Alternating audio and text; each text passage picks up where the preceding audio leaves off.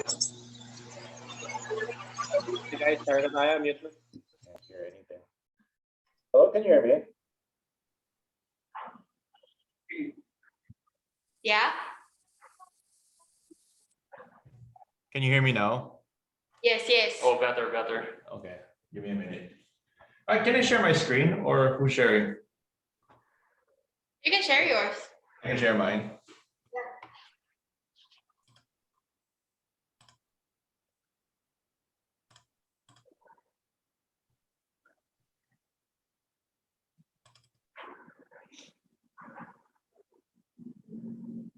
Okay, we're live. Ayaw pa check lang. If it's okay. Sorry, yeah. Wait lang. Trying to figure something out. How do I make a poll here? Or I can't. I think it's us, if ever. Looks good. Yeah. Can you just send us the poll that you want to make, if ever? Or baka you can make him co-host para Edmund can. I'll do that. Okay, we'll make you co-host. Make me co-host, let me figure this out. Okay. While you're fixing the post, I'll just give you a quick intro na lang. Okay.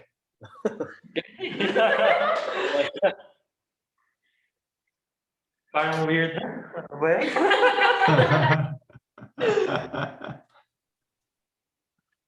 Okay, screw it. Anyways, good afternoon, everyone. Welcome back. We hope you're excited and ready to go. So this next segment is going to be very important to fundamental analysis. It's going to be on valuation. So here is a certified CFA and the Chief Financial Officer of CTS Global Equity. Please welcome Edmund Lee. Hey. Sandali. Naka-adjust your share screen, yung display thingy. Yeah, is this better now? Ayan. Okay, good. So hi everyone. How do I make this? Sorry, na-irritate ako sa Zoom. Wait lang .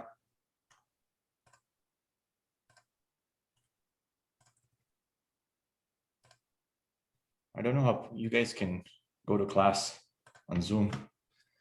Okay, so hi everyone. It's good always to have interns. We've been doing this for the last how many years? Maybe last 10, 11 years, ever since I was here. In fact, how would I like to think about why all of you guys are here in this internship? I guess it's because of one thing, and all of you guys want to make a lot of money in your life, right? I don't blame you. I think that should be your goal.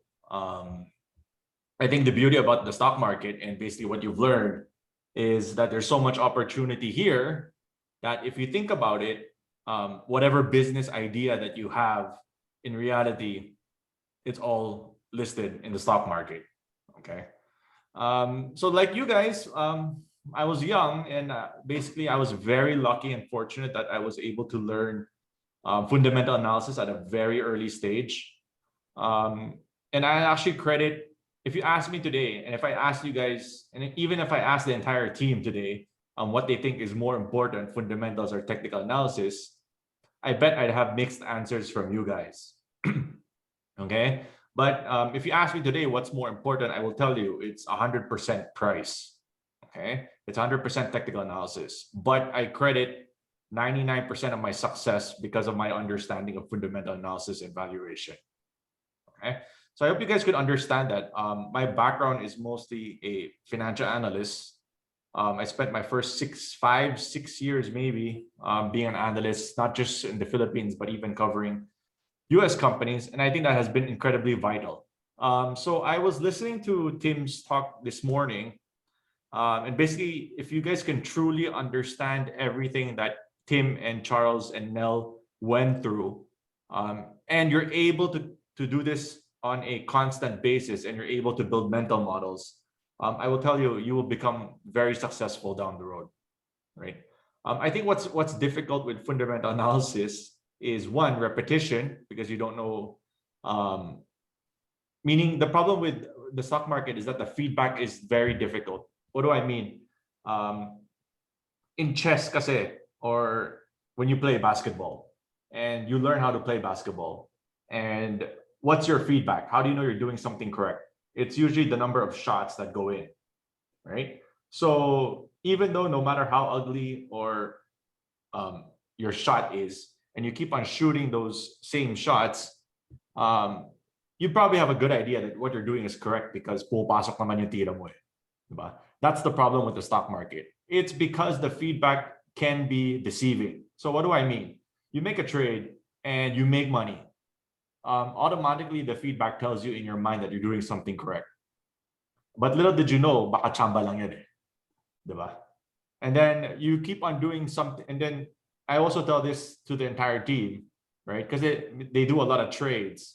But when they look at their numbers, tabla panalo, talo, and then when they realize it, is that over time, pagod na sila, and then they realize parang mali yata ginagawa nila.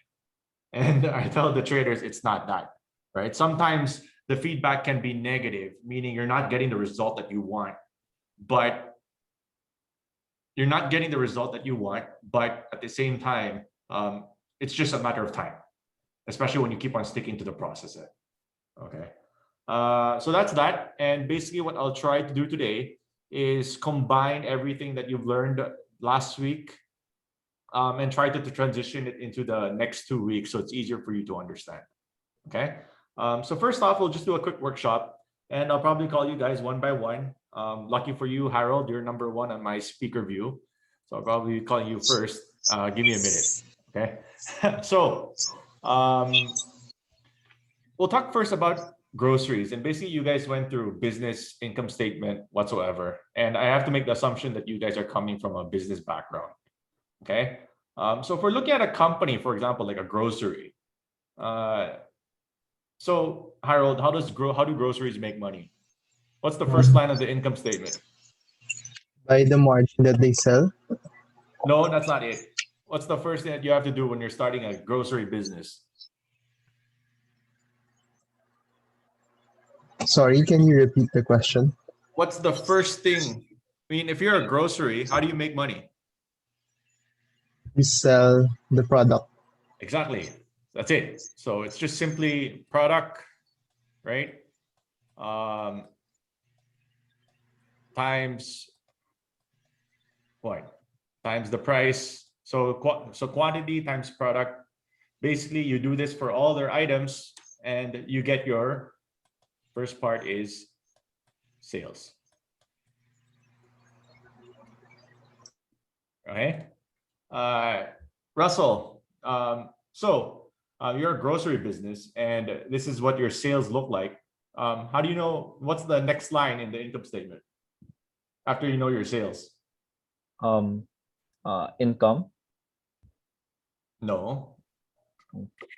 Cost. Your cost.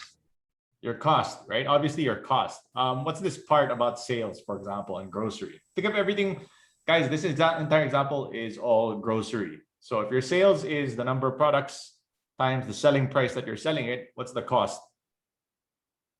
The product times the Same cost thing, of the right? Like it's basically the product or the quantity, right?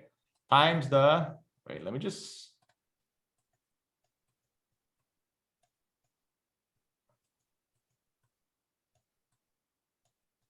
sales. And basically the cost for each item is your cost of goods sold. Okay. Adrian, give me an example. Put this in simpler terms and tell me about it in terms of buying and selling a Coke bottle. So in terms of selling a Coke bottle, the cost of goods sold would be the plastic material that's where the Coke is placed in, as well as like the production, the actual value of the Coke placed inside the bottle. Excellent. Plus all the ingredients and whatever it takes to produce one bottle of Coke, right? You put a markup and that's what your sales is. Diba? So everything that revolves around here on the first part is your business is, and probably the most important part, because if you don't make money here, obviously, why even do business? Okay. And when you get this difference, Gabriel Chu, right? What do you call this difference on how much you're making on every single bottle of Coke? Gross margins or gross profit. Gross profit, not margins. Sorry, yeah. Okay. It's gross profit. Okay. And if you think about it, I know there's a lot of Athenians here. It's the same case when you're doing JSEC or you're doing your Samba or doing your entrepreneurship, right? Everything that you do and revolve around is usually based on gross profit. Okay. So if you think about it, because if I'm going to sell, let's say a rice meal, and I can't even make money on a per item basis, why even do business? Okay. So it's the same case here, whether you're looking at companies outside and you're looking at companies here in the Philippines or even outside, especially in US, this is the only thing that mostly matters in general instances. It's not the most important, but if you don't understand how they make money on a per unit or per item basis, everything else is useless. Okay. So gross profit, and basically Kyle, well, actually Gab already answered it. So Gab, ikaw na lang. Basically, when you get the sum of it and you get a percentage, what do you call that? Gross margin. Gross margins. Okay, so GM. Okay, so example, if I sell $100 worth of Coke and I have $30 in cost to produce the Coke, basically I'm making $70 in gross profit, and my gross margins here, Kyle, is 70%. 70%. Okay, you're not done yet, Kyle. That's an easy question for you. Okay, so this is the first part. This is what we call the variable cost. Okay, this is the first cost whenever you're coming to any single business. Okay, this is the first part. What's the second part of what's the other cost you have to take into consideration when you're building business? Fixed cost. Okay, your fixed cost. And in other terms, in accounting or whatsoever, this is what you call your operating expenses. Okay, so Kyle, give me samples of operating expenses related to a grocery or selling Coke. Labor. Labor. Okay, good. What else?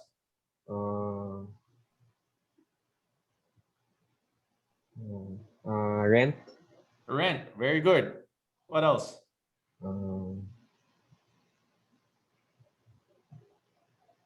What else?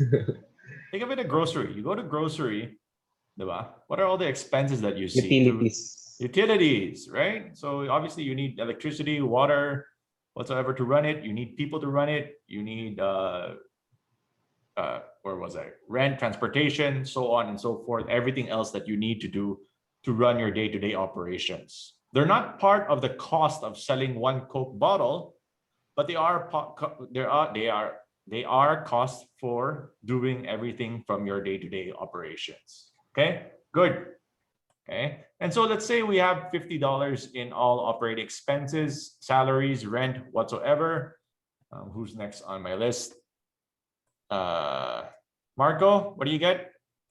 Operating profit of Okay, $20. Okay, operating income or operating profit here of $20. And what's our margin? What do you call this? Operating margin. Operating margin, whatever. Okay, what's our operating margin here? 20%. 20%. Okay, so Marco, you're doing business and you make $20 on your operating margin. You make 20% on your operations. You make $20. Would you do business? Yes. Okay, remember in finance, the answer is in business, the answer is always it depends. Okay, because why does it depend, Marco?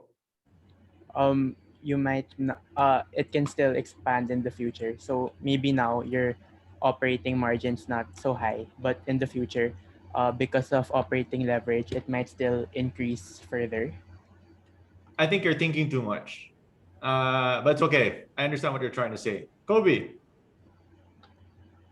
you make $20 in a business. Would you do it? It depends. Is there any other better business? Maybe I No, can open a what? computer shop. Better. Yeah, exactly. Right. That's one part. Meaning, what's your other options? Can I make $40 elsewhere? But that takes into consideration how much you're coming out with the cost of capital, right? So if I tell you to make $20 in profit, ang ganito lang, pesos na lang. To make 2,000 pesos, right? Pero kailangan mo maglawas ng 5 million. Gagawin mo ba yan? Hindi. Hindi. You don't even need any computation, right? You don't even need any computation to understand these things. Okay. So remember, like when you're looking at businesses, everything is always it depends. Okay. So when you're looking at stocks, when you're looking at companies and you do all these numbers and everything, even though no matter how profitable it is, okay, always understand two things. One, there's other options. And two, right, how do you utilize all the capital that you have right now? Okay. So this is just basically what I wanted to make sure you guys understand. Because from a simple example, right, from a grocery chain, you do the same thing for all other companies and you repeat this process maybe, I don't know, 30, 40, 50 times. Eventually you get the hang of, okay, now I know which company I kind of like. Okay, now I understand why this company over the other. Okay, and then basically everything under this is your other expenses that are not related to operations, whether it's taxes or interest. Okay, and let's just put there's no 30% in terms of taxes. Just say $5, right? And how much you make overall is 15. Okay, clear so far on the income statement? Any questions, guys?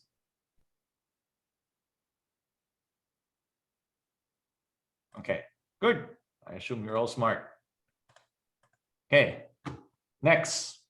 Okay, so now we covered all the basics and make sure you guys all understand that. Let's take a simple example on Resto. I'm not sure how I can make poll. I don't know how I can make polls here. So I'll just ask you guys outright, and hopefully, can we make a survey here? No, I cannot. I don't know how to do it. I'll just call on you guys one by one. Okay. So for restaurants, there's two things. Okay. How can restaurants expand? Okay, like Jollibee. First thing is you have 2 stores. This is option A. Okay. You can increase your stores by 50%. Okay, so each store, instead of making 100, now it's going to make 150. That's the first option. Okay, or B, instead of 2 stores, I could turn it into 3. And 2 to 3 is also an increase of 50% in sales. Tama ba hindi? Make sense? Okay. Kobe or Don Tristan, which one would you pick? A or B? And why? I'd pick B. Okay, Because explain. although your operating expenses and other expenses increase, your income would increase as well. And with A? Why not? And why not A? With A, sir, with B kasi it expands faster compared to Okay, so you're saying it's because of expansion. Yes. Okay. Is that Abe? Abe? Abe? How do you Abe, pronounce your name? yeah, Abe. Okay. What would you pick? A or B? I prefer A, especially if, for example, let's say you're starting out, and because it's more efficient to be able to have 2 stores rather than 3, mainly because of the expenses. And if we're able to produce with just 2 stores the same amount of production as 3, then you're more efficient that way. So yeah, that's why I prefer A. Okay, so this is contradicting to what? Oh my gosh, I lost count. Who was the last speaker? Me, sir. Tristan, sir. Tristan, what would you say to Abe? In my opinion, sir, because it's a restaurant, I think it matters. Placement matters, and having more stores means more exposure also for other consumers, which can affect how the other stores perform as well. Oh, Abe, sagutin mo ulit. Nag-debate kayo. Well, it also depends, because in the times we're in, for example, as of right now, let's say, diba, there's the crispy towel controversy, diba? So if we actually look at it from that standpoint, like if you already expanded that much, like in terms of you're basically putting in more capital and you're getting more expenses, especially when it comes to like times like this, wherein, there are times where you get controversies and stuff like that. So it's a much safer bet for you to have two stores. It's all about really efficiency at this point. Like you can say that, yes, you have more exposure, but then is it really always going to be the case that those stores will always be able to, produce that same amount? So yeah. Okay, nawala mo na ako. I think you were correct a while ago, and then you lost everything with your bola. Last one, Nathan. Nathan, you're next. Okay, so make it the deciding factor. What would you pick, A or B? For me, it depends. Like just from this information alone, we don't know how much it would cost to put up another restaurant. So just from, if you're just looking at operating margins alone, you're probably gonna go with A. But if you're looking for like a long-term like growth strategy, then probably putting up another store would be your best bet. Got it. I understand what you mean. Okay, but apples to apples. I mean, if you think about it, what would you rather prefer? Just from I understand totally your point. I would choose A. No questions asked, right? It's actually A, because if you're making, for example, if you could increase sales on each store itself rather than build another store, 9 times out of 10, you should pick A. Okay? The reason why, it's because what are your expenses for the store? Do you pay more in electricity? Maybe you have to pay a little bit more in terms of people, right? But if you can increase your sales without doing anything, without building another brick and mortar, without having another cashier, without hiring more people, without having more utilities to spend on, 9 times out of 10, you'd pick A. Okay? Because if you're going to go the B route, right, you have to build another store. And what does another store entail? More costs, more people, more rent, more electricity, more operational expenses. Okay, so this is what I want you guys to understand. This is the second part. This is what I call same store sales, and this is key.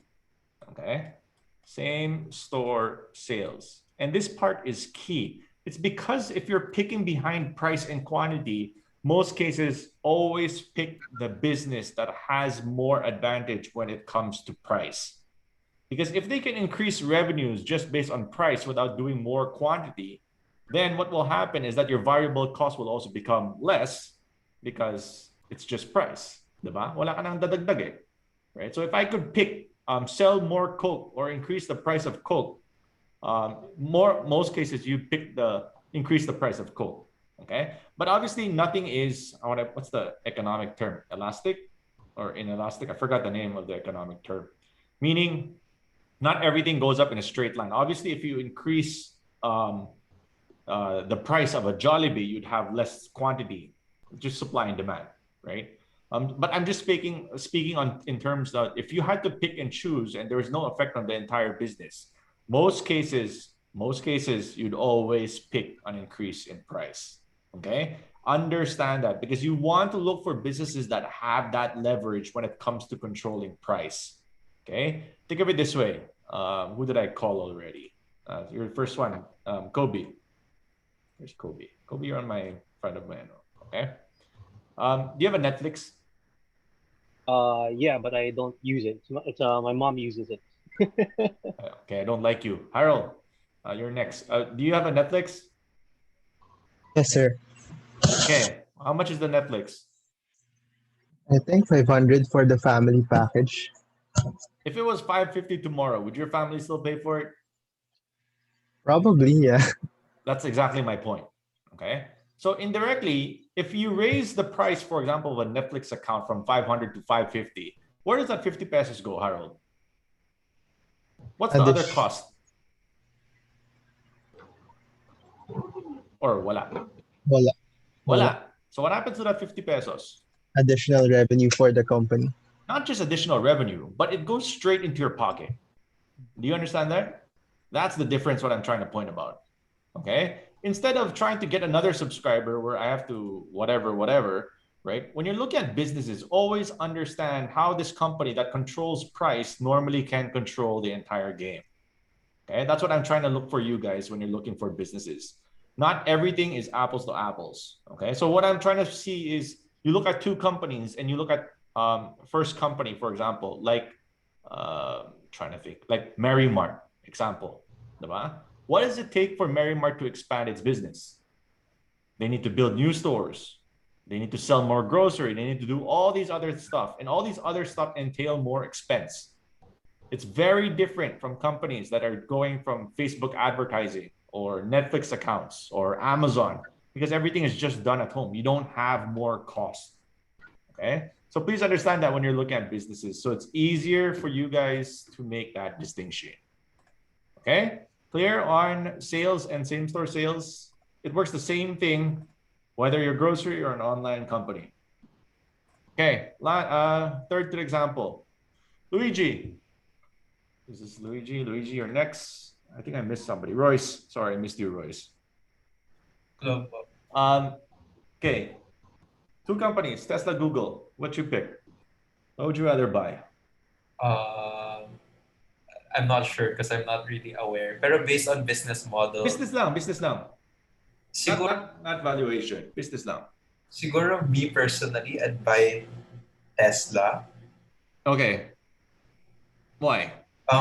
Mainly because si Google, I know they earn from ad revenue, pero I don't know how like sustainable that is. At least si Tesla, I know I'm buying into something that may assets.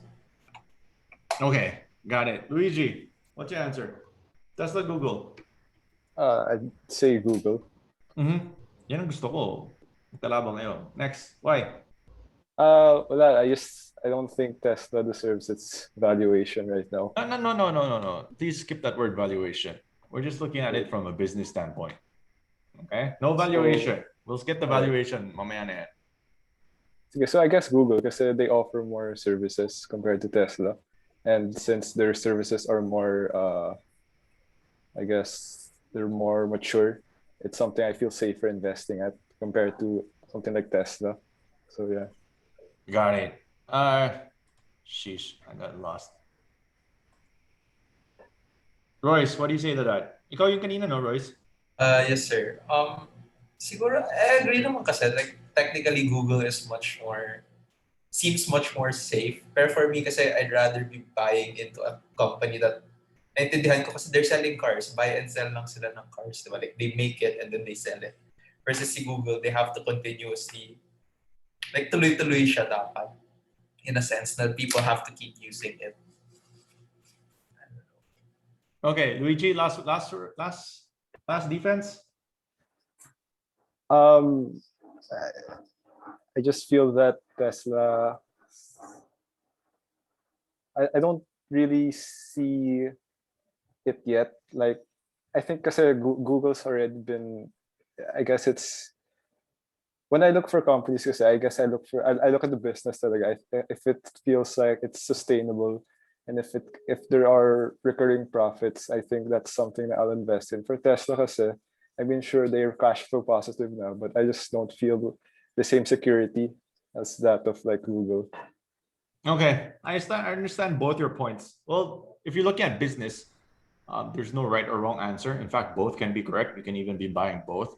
Okay, but before I get there, let me just remind all of you. Okay, before you do any numbers and before you do any projections and whatsoever, what's always more important is the business. So if you cannot see and understand the business, you can justify any valuation possible. Let me be clear. Okay, I heard somebody talk about DCF a while ago and how it was so important for terminal value whatsoever and all that bullcrap. My point is that the business is always the most important. So when you're buying something, you can justify any valuation possible. Just make sure the business is very good. I think that's my point. Okay, so they were arguing about which one would they prefer. Royce preferred Tesla, and then Luigi preferred Google because on the safety of the business. Okay, so let's illustrate everything in terms of numbers. Okay, Nathan, did I call you? Not yet. I have been called now earlier. Were you called earlier? Okay. Who's next? Thanks. Kyle, are you done now? You're done now, no? Yeah. Okay. Nicole? Hi, Nicole. Hi. So let's start first with Tesla. How does Tesla make money? They sell cars. Okay, so price of a car times the quantity of the car. While Google, how does Google make money? I think primarily ad revenue. Okay, ad revenue. Okay, what's the variable cost for Tesla? I guess like the amount of materials and like their operating expense.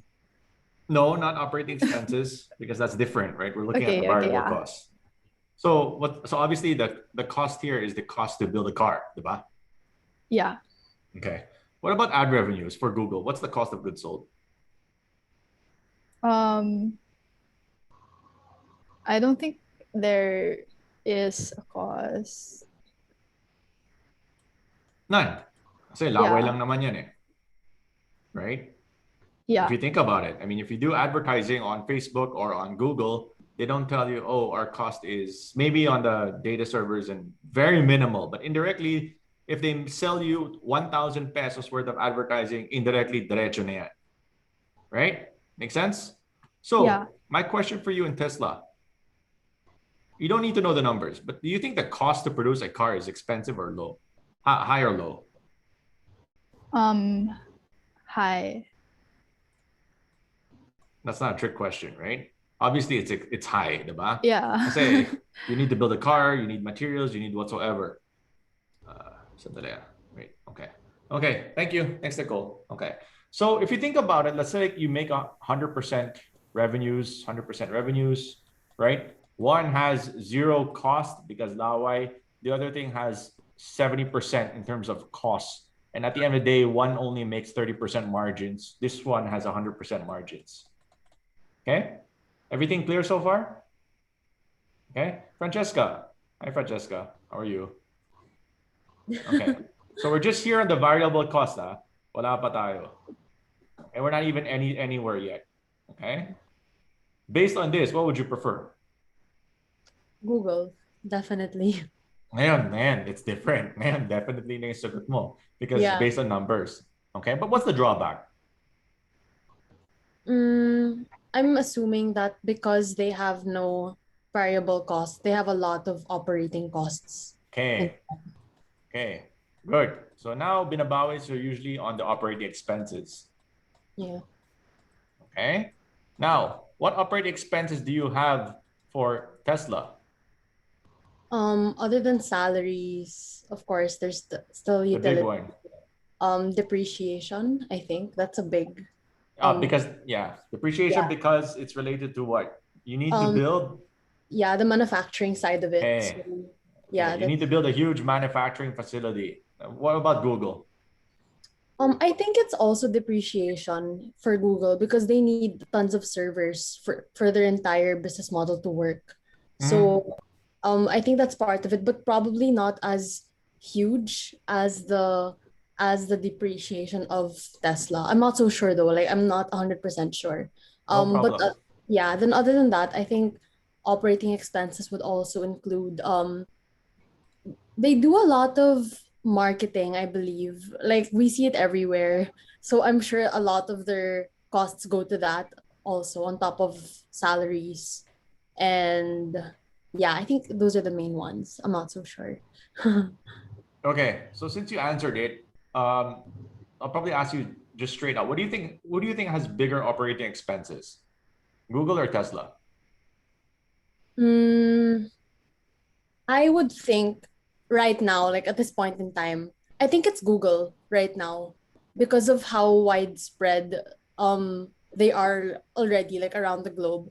So if you kind of take into account where they're present and how they need to be present in all these different places, then operating expenses would be huge as compared to Tesla, wherein they're more present in like the US, of course. So yeah. What if they had the same?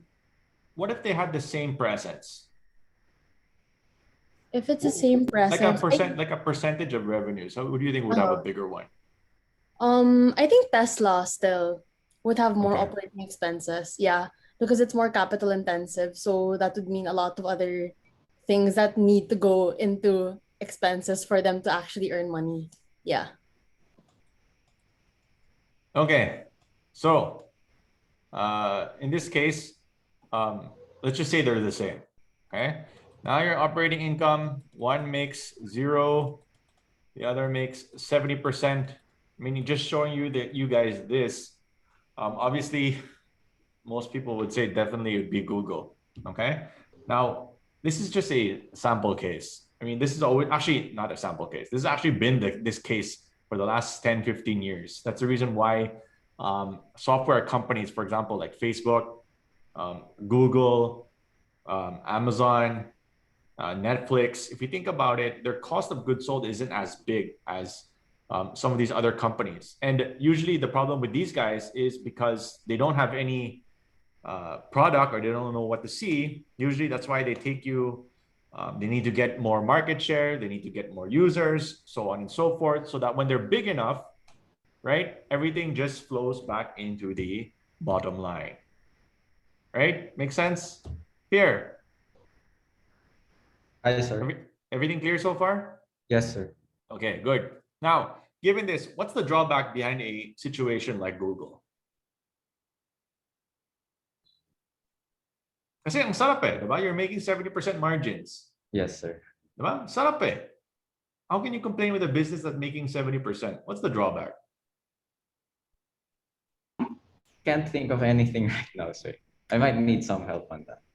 Okay. Is this Elena? Elena? Elena or Alina? Sorry. You can call me Alina. Alina, what's the drawback when you're looking at businesses such as this? With Google po or Tesla? With Google. I think one of the drawbacks would be the amount that they would use for, or the expenses that they would incur for repairs, or if ever one of the servers break down or something. Like I think they would also need to invest highly on IT specialists or the like. Well, not necessarily. I think anyway, sige, I think it's my fault. I'll just call you both of you guys again later. Anyway, okay. So the drawback behind usually companies that have margins such as this 70%, usually they're very few. That's the first part. Okay. Why? It's because normally if you're a business that's doing this well, what will happen is that competitors will now start coming in. Okay. So obviously everything is easier said than done. If you think about Google and Facebook, how many advertising revenue companies are there? Okay. You probably count maybe a few on top of your hand, right? And not like before where you had so many platforms, MySpace, Friendster, so on and so forth. Hindi ko na alam, old school. Okay. Even LinkedIn, for example. I mean, if you're an advertiser, why would I go on LinkedIn? Diba? It doesn't make sense. Diba? So it's usually what happens in cases such as this, although it's 70%, usually what happens is that these are winner take all types of business. Okay. Because it's so difficult. I mean, if you think about it, all these car manufacturers, you have so many options. Very different. Diba? You could be buying a Tesla, you could be buying a BMW, Ford, so on and so forth. When it comes to really advertising, wala kang ibang choice eh. Choice mo lang naman is Facebook or Google eh. Okay. So what happens is that even though revenues and margins of these guys are so big, what happens in these instances, it's a winner take all. Okay. So I'm not saying one is better than the other. Okay. But again, this goes back to my point a while ago. When you're looking at two companies, okay, first is understand how this company will gain its advantage on the pricing side here, on the pricing side. Okay. Two, when you're looking at companies, now this is the next question. How will this translate into operating income? And how will you generate these high revenues? Okay. So let's go back to Tesla, just on Tesla here. And we said Tesla makes money by selling cars. And we said it's a low margin business. Yes. Correct? Because Yes. it takes you so much cost. Okay. So why are everybody so bullish on Tesla? Are you familiar? Yes, sir. I think because I don't know, it's just a perception, I guess. And Hindi naman. also, Ikaw naman, ang sama naman ng ano. Why?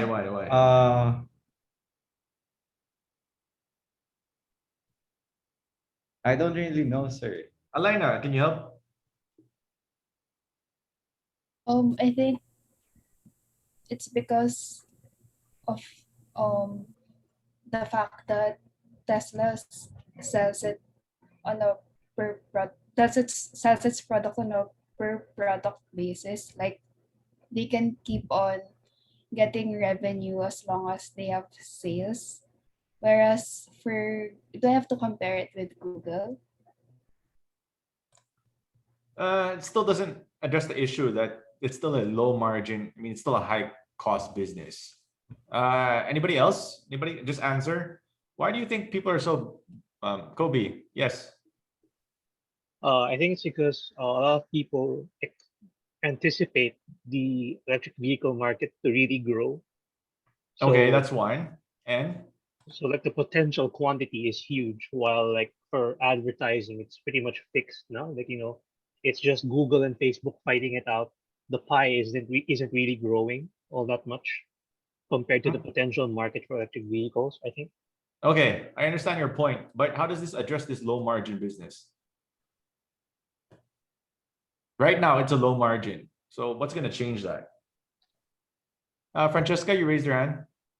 Oh no, I was gonna talk about how why I think the market is bullish, like towards Tesla, because they're actually doing a lot in terms of innovating. So like on top of the SpaceX thing that they're trying to do, like to commercialize space, that's kind of it's that's what you call like real innovation. So them doing all of these different things, it's really causing the market to get excited. So I think that's why the price is like really high. But then in terms of like why is it low margin, it's because there's a lot of costs that go into creating the goods basically. So like having to commercialize, let's say, space or just creating cars, it needs a lot of different assets. So that's gonna cost like a lot for them to create sales in the first place.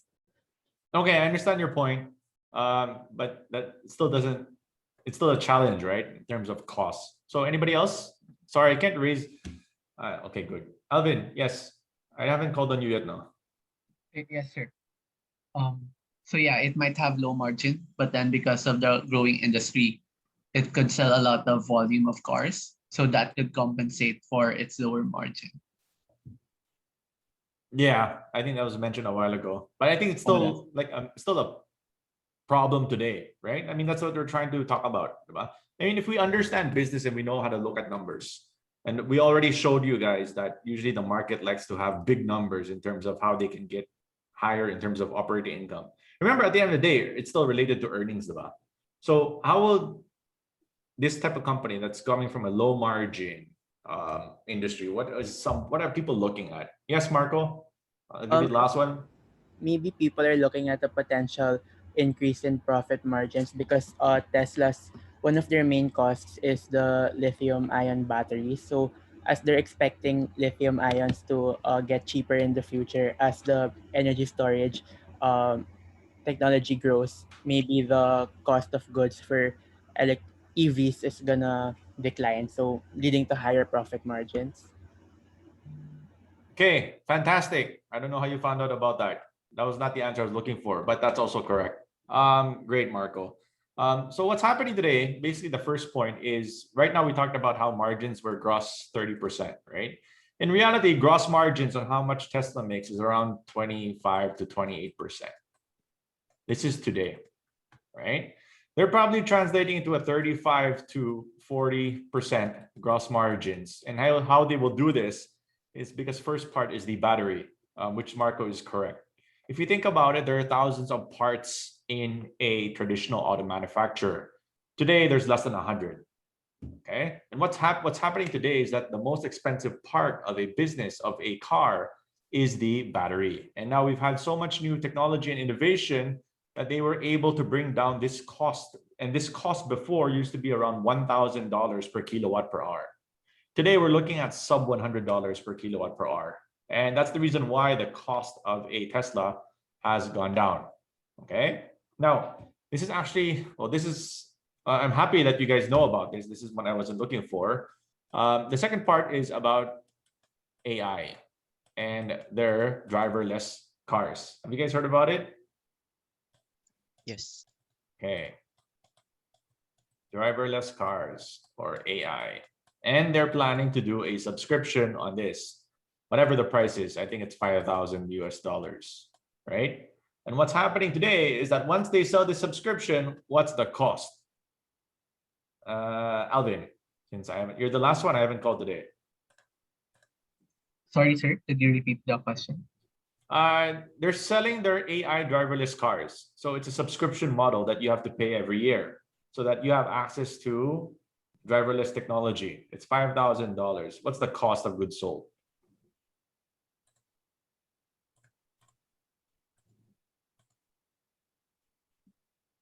Probably the cost of one car. But then, like for example, in the 6th year, once you've bawit na the cost of goods sold, like every annual year after that is like your profits. No, you're talking about the car. If you think about it, the cost of selling this subscription is again Oh, the zero. software. The software. Right? If it makes sense. Yes, sir. Right? Indirectly, I'm talking about cost of goods sold. So if you think about it, the cost of a car is expensive. So $50,000 car, it takes you 40 grand, 30 to 40 grand to make the car. This software that they sell for $5,000 per year, the cost is zero, but your car moves by itself. That's the point. Okay.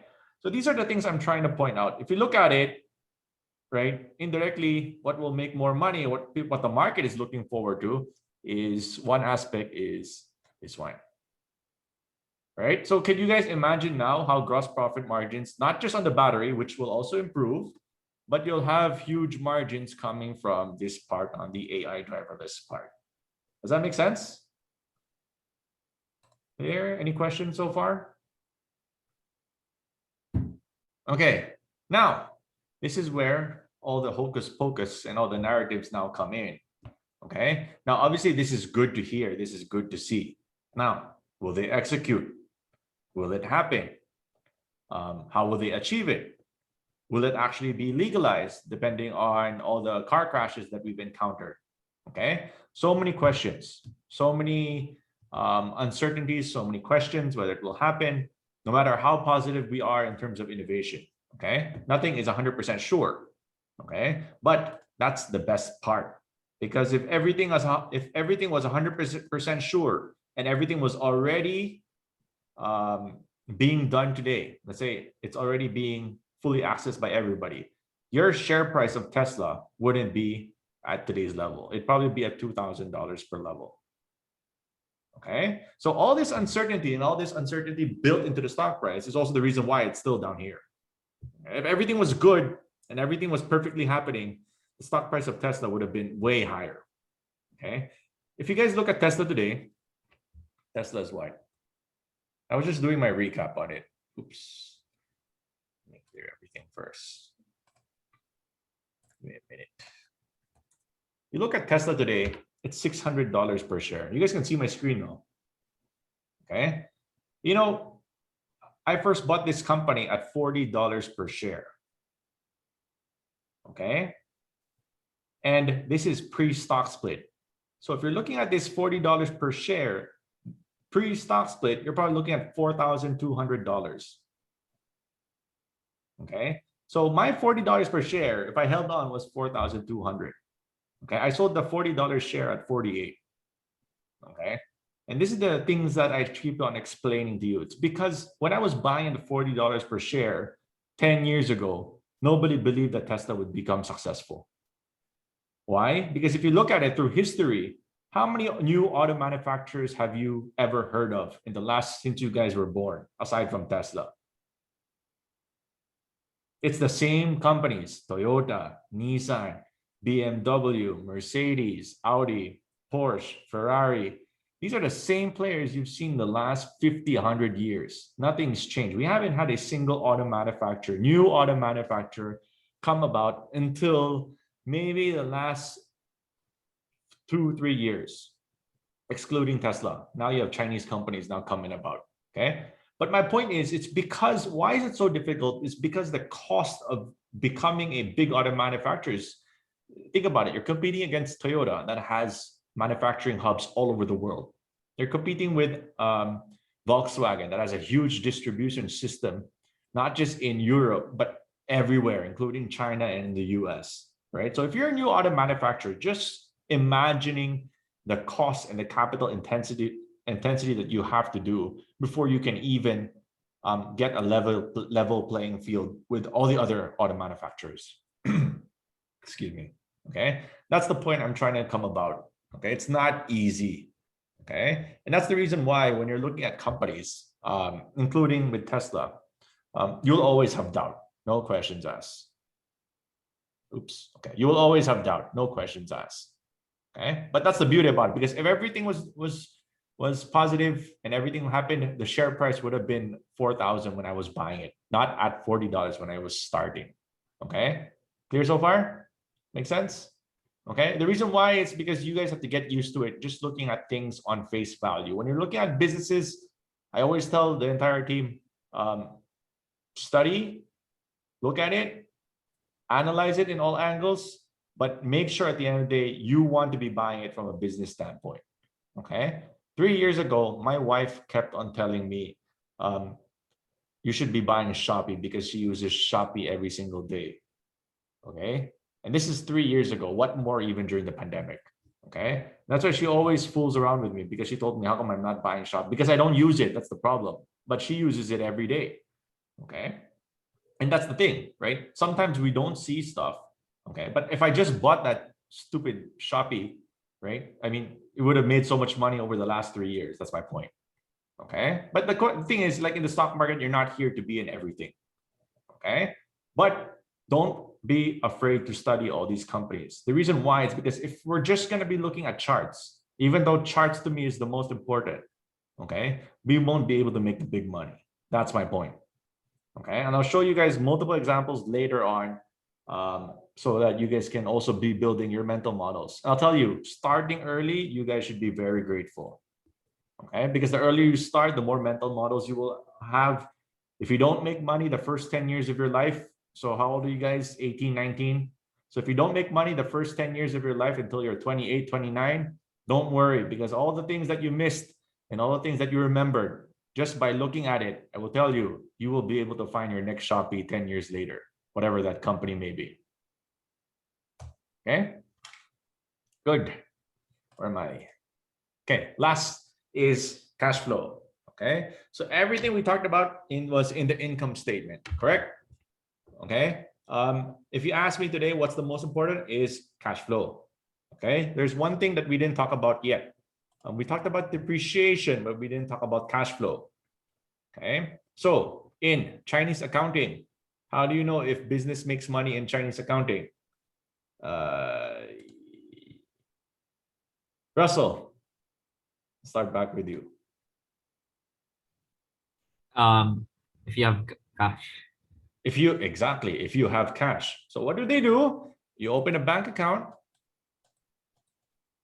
right? You spend $10,000 in cash to put up a business, right? All the cash inflow that comes about 15,000, for example, at the end of the day, you made $5,000. And how do you know you made money? It's because you look at your bank. Okay, this is Chinese accounting, and this is the most important thing. Okay, not income statement, not your anything else, but your cash flow. The cash flow statement is actually the most important part. Okay, Adrian, what's the first part about the cash flow statement? So I think it's the operating cash flow.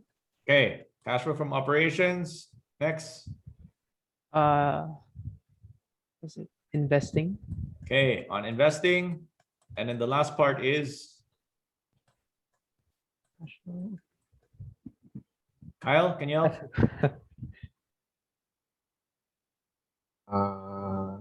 Financing. Okay, so financing. So first is operations. Okay, operating income. Second part is investing. And last part is financing.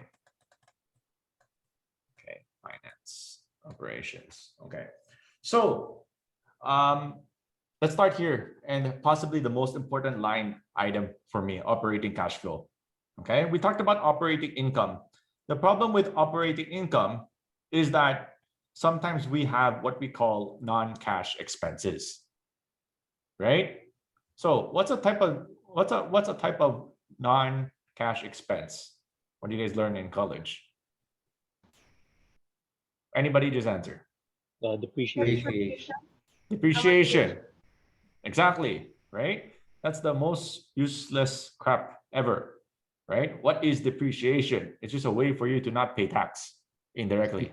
Okay, but if you think about it, right, it doesn't tell you anything, right?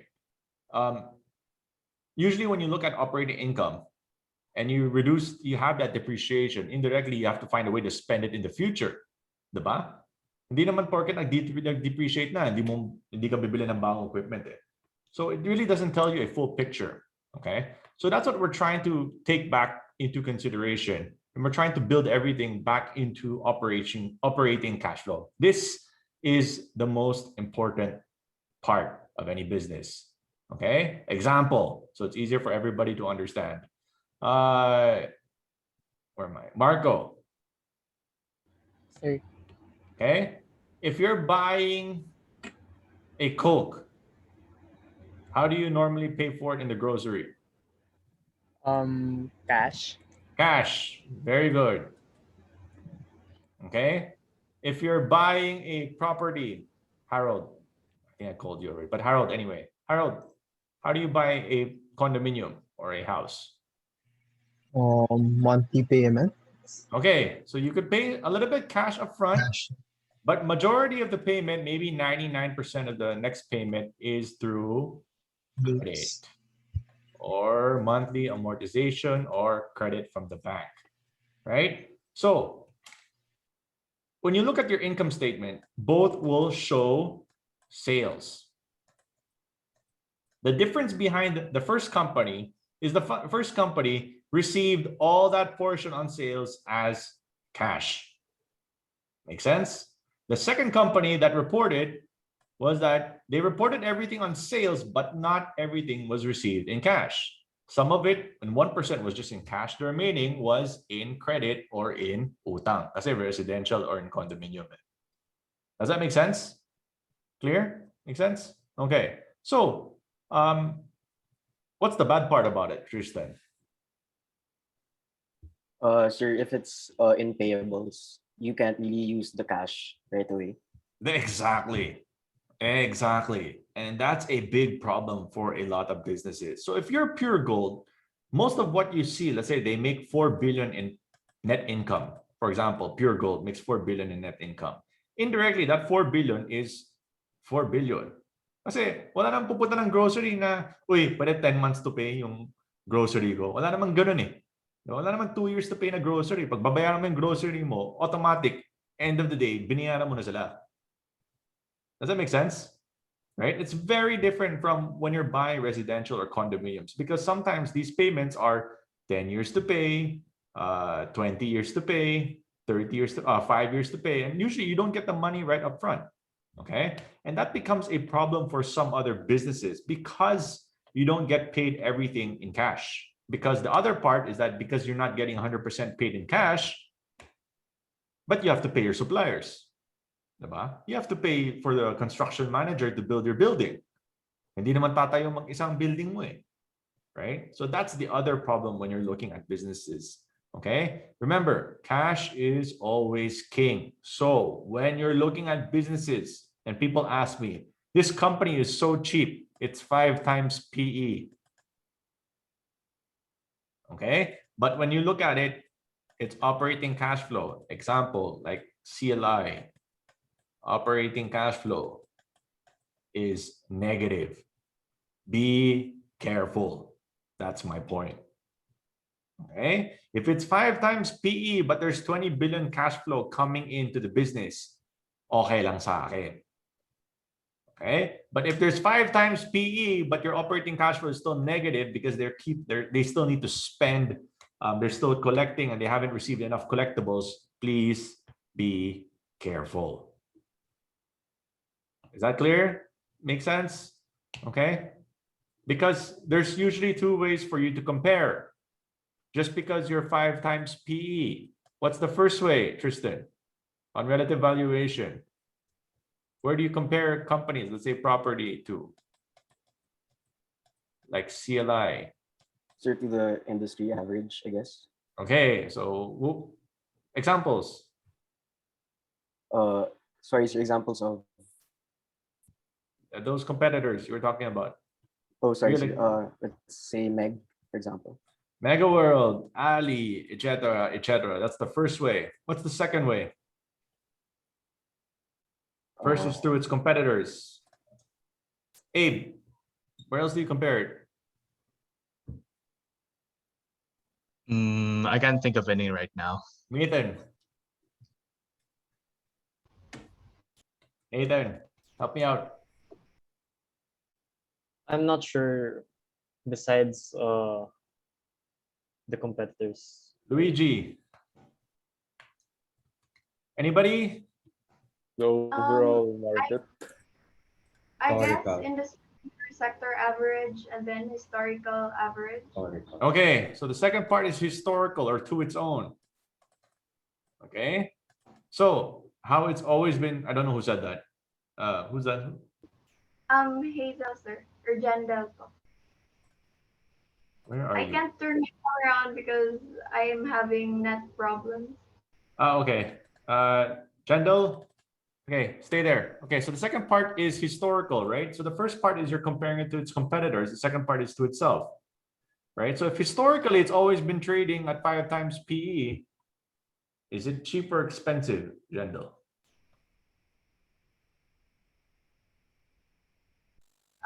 It depends. Hey, it but depends on yeah, what? The secret answer to everything you will answer. Depends on what? There's actually a lot of factors, but to consider that it's just constant at 5 times, and their revenue is not growing. So yeah, because PE ratio also indicates revenue and price. So it's not really cheap if it's not growing, I guess. Okay, good. So that's the secret answer, right? Growth. So you can't just look at it and everything say that, okay, it's 5 times PE, it's cheap. 7 times PE, it's cheap. Okay. Everything is, again, going back to Tim's presentation, all related back to growth. Okay. So you can't just compare it to its competitors because it depends. Some people ask me, yeah, I want to be buying CLI kasi if you look at it, mas mura siya. And it's growing, for example, at 30%, right? I always pick CLI, okay? But this part that I'm trying to talk about today, again, just referring back to everything, two things you have to accept all the time. Stocks are cheap, and they're cheap for a reason. Stocks are expensive, and they will always be expensive for a reason, okay? If you don't know what that reason is, most cases, it's because of cash flow. Okay, clear so far? So it's not just earnings that you should be watchful for. Again, if you ask me what's the most important part about any single business, it's always cash flow. So if you go to school and your professor tells you what's the most important line, it's not assets is equal to liabilities plus equity, nor is it your net income. It's cash flow. Okay, more importantly, it's cash flow from operations. Okay, if he says no, you can refer me back to him because I will make that argument and debate with him all day long. Okay, but again, at the day, if you ask me and any business owner cash flow is the most important thing. If you can't make any cash, don't even bother doing it. Okay, clear so far? Any questions, guys? I'm just wondering. Sorry, Marco. I'm just wondering since there are some cases, right, where it's nice to have some like credit transactions, like it provides a more even cash flow. So like during for instance during like the pandemic, some of these property companies are still receiving their monthly payments, even though perhaps residential sales might be down, or because like if your lease is for a long period, you're not gonna stop paying. Biga basta basta lang. So wouldn't that be a good argument for having credit based assets as well, and not just receiving cash now? Great question. It's for the first part about to answer your question. I'm not saying that credit is bad. That's not my point. Okay, let me just clear that up. I'm not saying credit is bad. Okay, what I'm trying to point out, okay, is that when you're looking at businesses, what's important here, okay, is that this company, if you look at it, the net income doesn't paint 100% clear picture on the business. That's what I'm trying to point out. Okay, to know what the real picture of the business is you need to add back and make sure all the real cash that is actually flowing into the business. And if you can make that projection and have a stable level of operating cash flow for 2021, 2022, what's the real cash flow of the business? That's what I'm trying to figure out. I'm not saying credit is bad. Credit is actually very good if you know how to use it. Okay. And it works both ways. It can either be your biggest, how would I put it, detriment, or be a huge boost to net income because you know how to use other people's money. Okay, that's not really what I'm trying to point out. My point out is that it doesn't paint 100% clear picture of whether the business is good. Okay, think of it this way: you answered everything about Facebook. When you buy something with Facebook, automatically everything goes into your pocket, right? It doesn't go, okay, you can pay me later. No, that's not the case. You pay everything, whether through them or via credit card. But even if you pay through their credit card, 100% still goes to them, right? So that's my point, right? So what I'm trying to say is that just be careful, because not every single industry paints a clear picture of just looking at net income. I'll give you another example, okay? A power plant.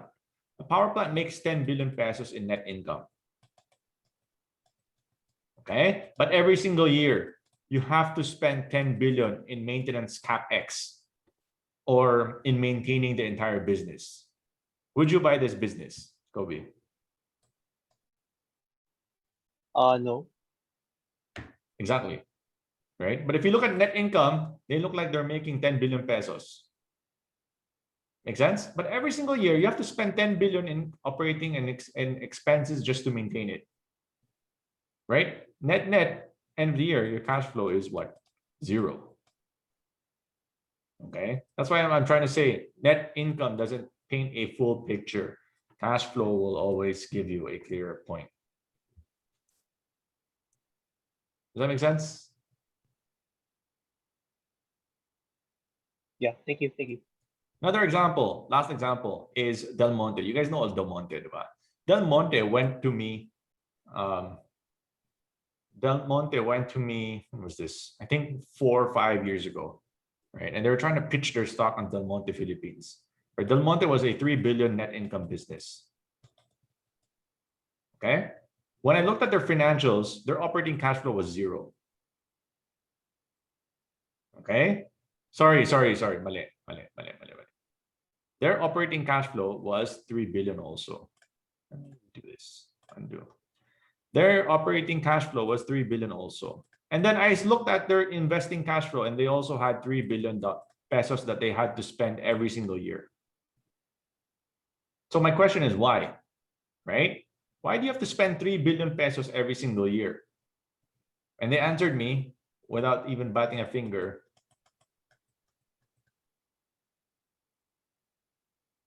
It's not official, but indirectly they called it maintenance capex. Why is maintenance capex 3 billion pesos? Because they couldn't answer me. They told me because of this, right? So indirectly, they make zero. That's why for the last 5-6 years, Del Monte has been trying to IPO. And if you look at Del Monte, they've always been making money. Income statement naman nila, 3 billion eh. Kasi operations naman kumikita eh. Diba? But then you have to pay the NPA 3 billion a year. Ano titira sa'yo? Make sense? Clear? So income statement will say, oh, you're making so much money. It doesn't paint you a clear picture. You have to always look at cash flow. That's key. And this will give you a clear picture of this company or this business is making money at the end of the day. Okay? Good. Marco, one last question. Or more questions if you have. Disregard companies with like majority of their income statement is non-cash. So for example, Alco, majority of their net income is from gain on appraisal of real estate or investment properties. What do we do with companies like that? Great question. You don't look at it. Those are crap companies. Anybody who can tell you how much your cash flow is a year, don't buy that business. That's the secret. You look at companies like Alco and all these other companies, they don't know where that cash flow is coming from. Sorry, mali pala inisip ko. Alco is ano diba? Alphaland? Anchorland? Arthaland? Yes, sir. Yeah, Arthaland is different because Arthaland, you look at it from an existing cash flow business, it's all negative, correct? But one thing that they have is their leasing of property, right? They have a few buildings in BGC. So you have to take a look at that and try to see how much are they making money on the rent of their buildings. That's their cash flow. Because indirectly, property management has very little in terms of expenses. So for example, you already built the property na. Ano expense mo, Marco? Maintenance on the property. Which is very small, diba? Wala ka ng capex to build another office, diba? That's different. So, sir, should we for example, like if we're looking for if we're using EBITDA as a proxy for cash flow, should we also disregard like any non-cash, like for example the appraisals and stuff? That's why most companies always normally look at EBITDA. Right? I always remember that analyst briefing because this girl always, what's the EBITDA? Tapos napagod na rin yung may-ari. Anyway, so EBITDA is always the most important thing. Okay? Because indirectly, EBITDA in most instances is also your operating cash flow. Kasi it makes all the adjustments now. It's not 100%, but roughly when you ask somebody's EBITDA, indirectly you get somebody's operating cash flow. But if you ask me, this is still more important. This is 100% true reflection of the company, whether cash is coming in or not. Okay. So you look at a business and you look at it from an EBITDA. Again, understand how it's related to how capital intensive the business is.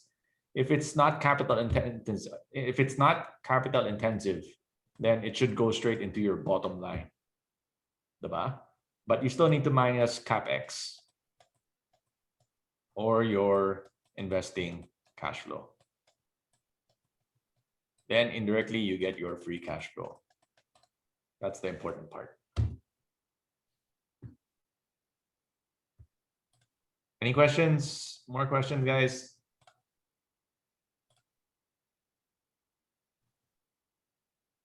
Sorry, last question if that's okay. Go lang, just ask lang.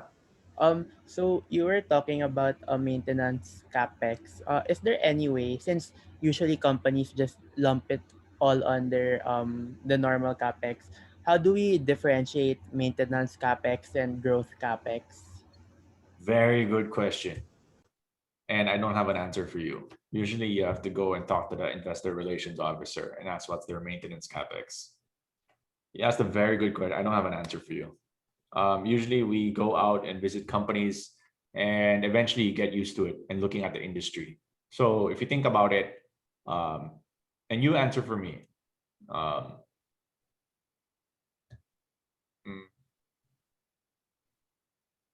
a power plant, what do you think? Is maintenance capex big or small?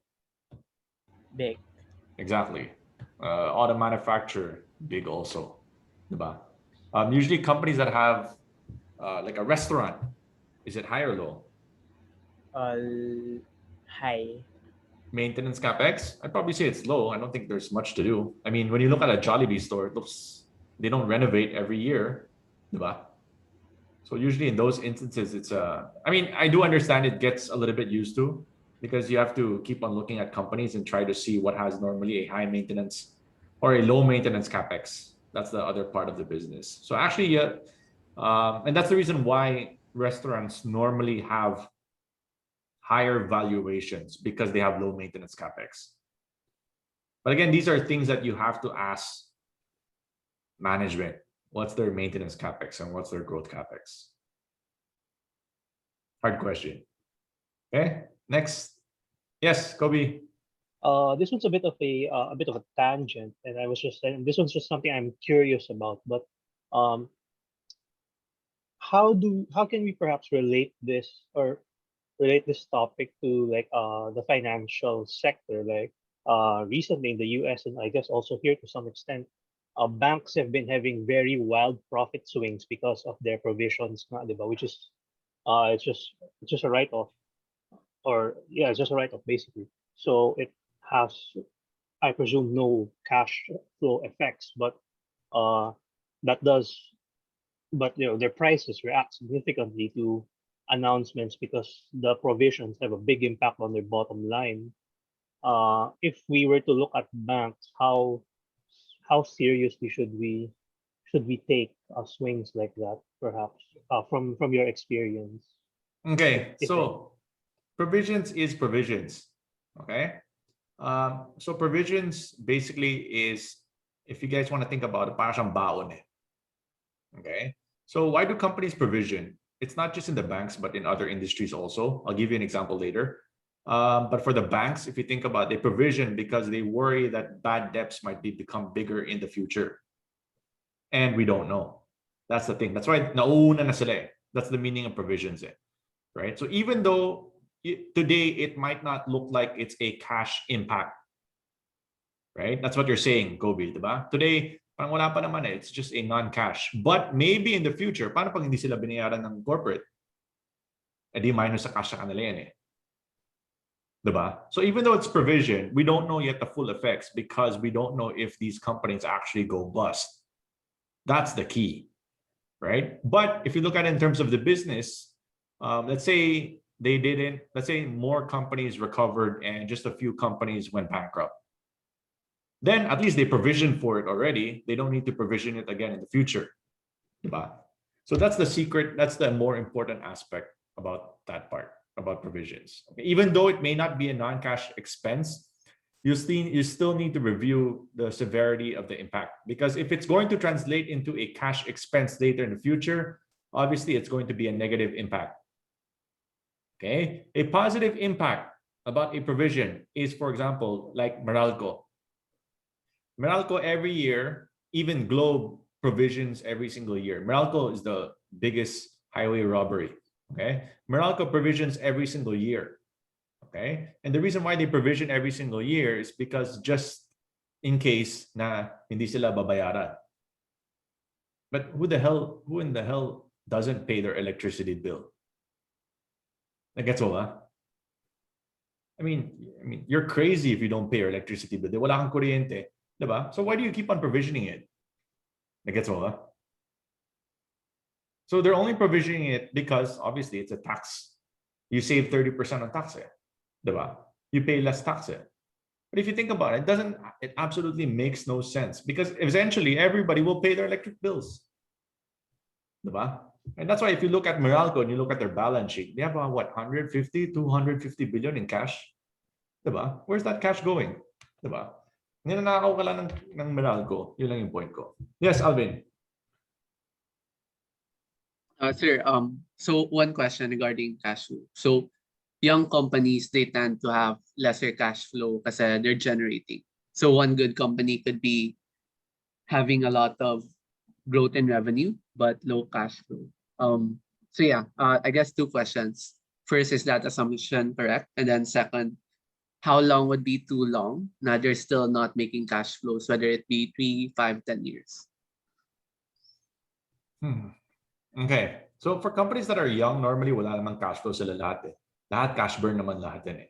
Which for me is okay. Okay. So the trickier part for looking at US companies, especially tech companies, is how will they get that cash flow? That's for me is the most important part. Okay. So if you look at it today, the nice thing about companies in the US that even if they're negative cash flow, it's always forward looking into, for example, 2026. 5 years later down the road, right? How much will that operating cash flow be? How much will that maintenance CapEx cash flow, or how much will they be spending on expanding whatsoever will be 5 years later? That's the more important question. Okay. So if you're telling me that you're looking at Tesla, example, going back to Tesla, and you're still seeing it in like an auto manufacturer where they need to have high operating cash flow. You know what? Better yet, I'll give you guys a better example. It's Netflix. The reason why I could never buy Netflix over the last 10 years, it's because if you look at Netflix, operating cash flow is huge. Okay? But when I look at investing cash flow for Netflix, it's bigger than their operating cash flow. Why is that? Anybody? If you watch Netflix, you should know the answer to this. If ever they're buying more movies or more brands. Okay, to add so to their it's expensive. Like it's ridiculously expensive to put in, for example, like the Marvel series whatsoever. They have to spend so much in content. Even all the K-drama that you guys watch, sorry, the old people watch, it's very expensive. Okay, because they didn't pay for anything. They just paid for the copyright to get it listed on their exchange. So even though on a cost basis, you look at it, dapat wala naman impact eh. But on the investing cash flow side, it's huge because the content payment is so big that I'm not even sure. I think it was just last year we're naging cash flow positive ang Netflix eh. Okay, so I missed out the entire boat. Don't get me wrong. Netflix went up what, 20 times, 50 times over the last 10 years since I started, but I could never buy it and it's fine by me. There are some other stocks that I feel more bad about. Does that answer your question? Yeah. Follow-up question, sir. So with that, sir, would that mean like cash flow is king 99% of the time now? Like it could protect you in a lot of instances, but then for specific, probably like growth companies, then it might not be as applicable or no naman? Well, I think it's still case to case. I think it still depends, right? I mean, I'm not here to hit everything. But at the end of the day, right? One thing that I was not able to discount was how big of an operating leverage Netflix had in terms of raising prices. Because I think back then, it's less than $5 and it was going to be this rate. And I think they jumped it to $12 in 1 month, I think. Kasi usually it's saying, akit ka ng presyo ng Jollibee, ng Chicken Joy. Piso, 2 piso.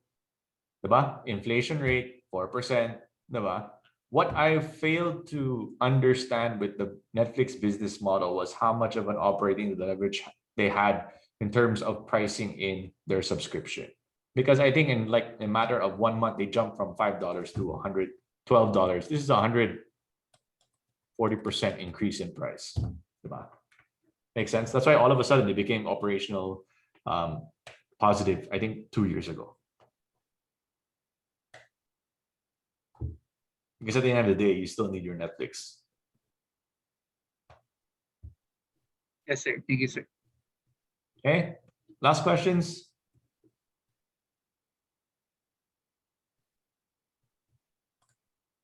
Okay, good. What time is it? Let me check. How much time do I have? Oops. Oh my gosh, it's 4 o'clock. All right, give me a minute. Let me just. All right, guys, give me 1 minute really quick. I'll be right back.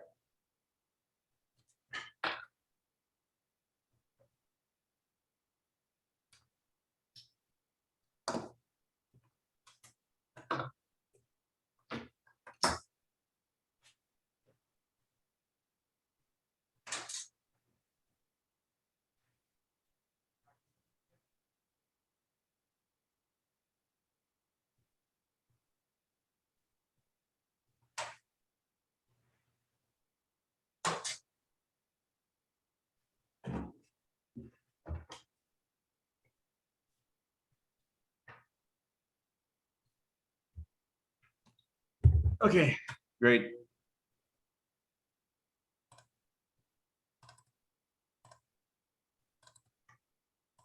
Okay, we're almost done.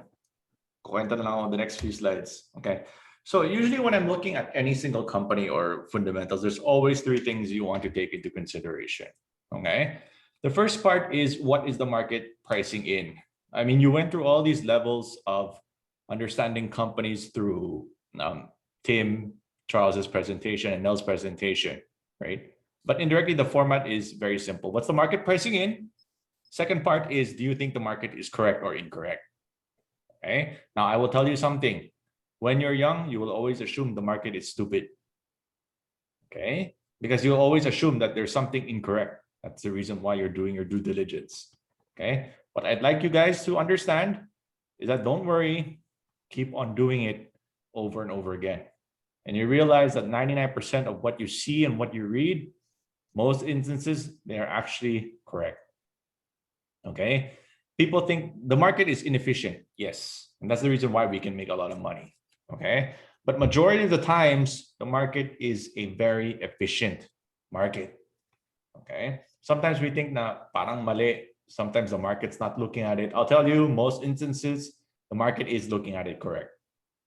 Okay. And the last part, which is actually the hardest for me, is what's going to be the catalyst that will take this stock higher. Okay, if you can answer all these three questions all the time in any single company, I will tell you there is plenty of money to be made around. Okay, they don't come knocking off it. In fact, I tell the team all the time, including in CloudArc, you know, you look through all the trades that you do in your lifetime, you probably make like 200, 300 trades, right? And you'll probably make a lot of mistakes in your life, and that's okay. You make one good trade. That's all I'm asking, even from all the participants here and interns here, right? You keep on doing this and you make that one good trade and that investment turns out to be a big winner. I will tell you, it's worth all the effort that you put in all the 299 other trades that you lost on, okay? The secret really in the stock market, whether investing or in trading, is what I call longevity, okay? Understand how long you guys can stay in this business, because the longer you stay in this business and survive, I will tell you, all those experiences that you went through will be worth your while in terms of speculation. Okay. Sometimes you will question yourself, why am I doing it? Okay. Sometimes you will go through a period where you don't make money. Okay. I've seen traders that haven't made money 2, 3, 4 years. Okay. I'm not surprised. Pagod na rin sila. Pagod na rin ako. Kasi ayoko na magpaulit-ulit ako. Okay? But I'll tell you, okay? All it takes is one good trade. So keep on doing this process, and I'll tell you, I've never seen a rich, pure technician in my life. Okay? I've seen many rich fundamentalists, because the reason why pag technician, puro chart lang sila lahat. Okay? They don't make the big money. They don't make the juggler. I will tell you. They probably make enough money for their day-to-day and whatsoever. But to make the big money, nobody looks at history. Remember, when you're studying history, which is technical analysis all about studying history, okay? But you don't know what you're studying because it's just purely a chart. I'll tell you, every single company has a different story, okay? No to history. I mean, if you truly understand history and understand the story, they are all different. They might all rhyme some way, somehow, but everything is completely different, okay? That's why you want to build in and take in as many multiple mental models as you can. Okay. Then it will become easier for you guys over time. Okay. Now, if I had to give you guys 3 tips, is the market is always correct. That's the first part. Baliktad to. Sorry. The market is always correct. Okay. Sorry. Normally correct. Okay. Because if you understand the market is normally correct, you will start to see that demand in terms of share price will always create more demand. That's normal. Okay. People ask you about Bitcoin. That's fine. When I was buying Bitcoin last year, it was $12,000 per coin. Okay. It went up to $16,000. I was done. Okay. What I always failed to, because I didn't understand why it was going up so much. Okay. But I do understand one thing. Demand will always create higher demand, no matter how expensive it is. Okay. Your friends don't tell you buy Bitcoin at $4,000. Everybody will tell you to buy Bitcoin at 30,000, 40,000, 50,000, 60,000 because everybody knows what it is and how many people are making money. Okay. Demand will always create bigger demand. Okay. At the bottom, nobody will, no matter how cheap your company is, but nobody's making money on it. Nobody wants that. Okay. There was this discussion I had last week because so many people are now buying basketball cards last year, and I didn't even know, right? Apparently, people were selling boxes 10, 20 times retail price because more people were getting into it. And I'll tell you, it's the same case anywhere you go. Okay, we can make the assumption that people are stupid to be buying basketball cards for 20 times more than the retail price, right? But it went up another 40 times. So who's stupid? You or me? Diba? Definitely, it's not you. It's me for being stupid. Kasi I didn't know there was someone more stupid enough to buy it from you. Okay? Now that's the thing. Okay? Demand will always create more demand, whatever the asset class, whatever the item. People paying 40,000 for a pair of shoes. Don't get me wrong. Somebody will pay 10,000 for a piece of Supreme shirt, right? You think they're stupid? Well, it could be you stupid because we're not making money off of them. Okay, so the thing is, demand will always create demand, and the market is normally correct in these instances. Okay, and the last piece of advice that I'll probably give to you guys is about the law of big numbers. Majority of the money I've made was mostly in small and medium cap, not in big cap. Okay, because for you to multiply 100 from 100 billion pesos to double, you need to create another 100 billion pesos. Does that make sense? Right? For you to double. If you're 1 billion and you go to 5 billion, it's 500%, right? But if you think about 5 billion, it's just nothing. That's my point. Okay, so it's easier for you, obviously, if you stick to the small and medium caps, because for you to make your big money, obviously, even just 1 to 2 billion, that's a double na. If you think about 2 billion, it's like nothing, right? So that's why I'm sharing to you guys, understand the law of big numbers, because the bigger you are, the harder it is for you to grow. Okay, and when you're young, try to experiment in everything, but understand that's usually the biggest winners are in your small and medium cap. In fact, even Warren Buffett would still be in small and medium cap.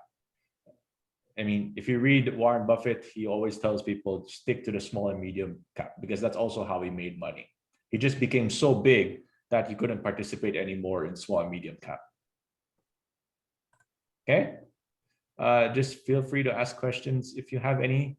I will now move on. How do I remove all this? Okay. Crap.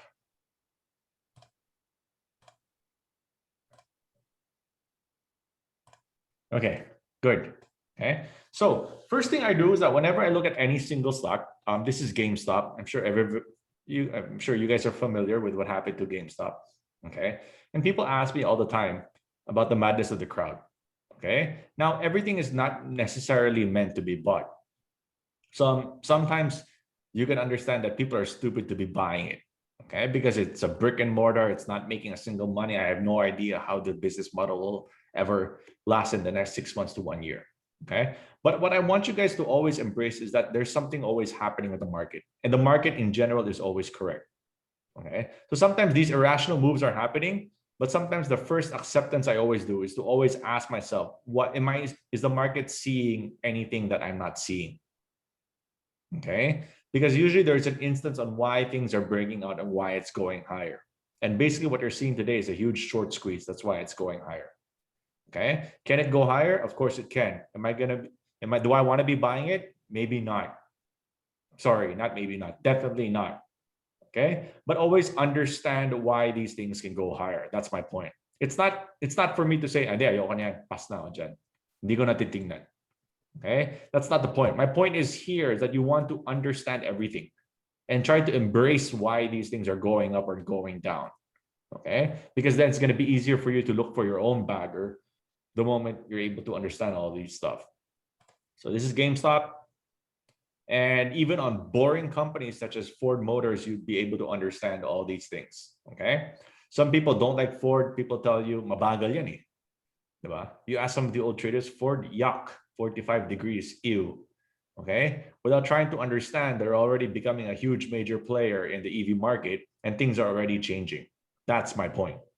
Okay. So the first thing to do, is always accept the market is always correct and try to understand why these things are happening. And then we can find a way to understand how to make our money here. Okay. Now it's in everything, whether up or down. I try to understand why things are up. At the same time, why they're down, I also try to understand why they're down. Okay. This is Coinbase. This is a crypto wallet. And even though the stock price is down, I try to understand why the stock price is also down. Okay. Why is it down? Because your cryptocurrencies are going down. More exchanges are coming in. So what's happening today is that transaction fees are close to, might go all the way to the same level of what we've seen with equities, where you go zero trading and basically you lose all your competitive advantage for Coinbase Global. Okay, I try to look at all angles. Okay, so what the bad is, what the good is, I think that's really the secret. And try to keep an open mind. Because when you're in a stock, sometimes it's easy for you to get clouded judgment. What do I mean? When you're buying it and you buy big amounts, sometimes it's easy for you to say, hindi, parang hindi totoo yan. Okay, but I'll tell you, when the price is going down and the price is going against you, first thing to do is embrace why it's going down. Okay, things don't go down with no reason. Please remember that everything happens for a reason. Okay, so again, all these things that you already learned, whether 45, 60, or 90, different stocks always have different behaviors. Okay, and that's why you need price to confirm everything that you do. Okay, now as you go into trading in the next 2 weeks and try to understand all the different systems, and you take a look at all the companies that you've been buying or looking at, you'll start to realize that some things happen normally for companies that are 60 and 90, some things happen normally when they're 45, and so on and so forth. Okay, so what's important is that because when you're starting at the very beginning, you want to put a level of expectations on how the price should move. Because when it does happen, hindi ka magugulat. That's my point. Okay, so again, where most of my money made is mostly in aggressive growth and in informed speculation that turned into huge numbers. Okay, so in this entire chart, whether you're looking at reversals, position, swing, and momentum, understand that most of your 60 and 90 degree companies usually move. Your 90 degree companies are mostly in momentum. Your 60 degree companies are normally in reversals and in position. Everything I look at for 45 degrees are normally swing. Okay, and so my point is because when most of your big caps, usually you're looking at a, how would I put it? We call it a trade for the sake of a trade. Meaning it's just a one good trade. Sorry, it's just a one trade. For example, it's just what I usually call coffee money. So you keep on trading, you're trading the pullbacks, okay, you make your 2-3%. That's usually my intention. Okay, but the big money and where the big money is made, I'll tell you, it's usually in your 60 and 90 degree companies where you're coming from reversals into position and how some of these guys turn into huge momentum at the very beginning.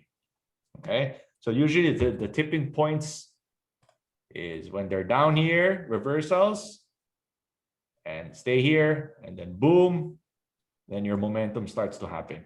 This inflection point is where the big money is made. It's here, and it's here. This point. Sorry. First parts are here and how it will transition into this one. That's my point. Okay. That's why when I look at companies, this is always the most important for me. Okay. For 99% of my trading, it's usually with these two guys, mostly revolving around technicals. That's the easy part. So why did I trade it? Because it's a slingshot, it's a boomer, it's a pullback. Technicals. That's my easy part. But the big money is here, man. Here. This is where you need to rely on your exit. That's where the big money is made. and how it will eventually go into any of these two. Okay, make sense, guys? There. Okay. So when it comes to understanding price action, well, the rest of the technical analysis will go into it. But three things I always want you guys to understand is when you're looking at price, understand what is the trend, why are people pricing it that way, how it's related to fundamentals, how is it related to magnitude and duration, so you know how you're going to be planning to participate in it.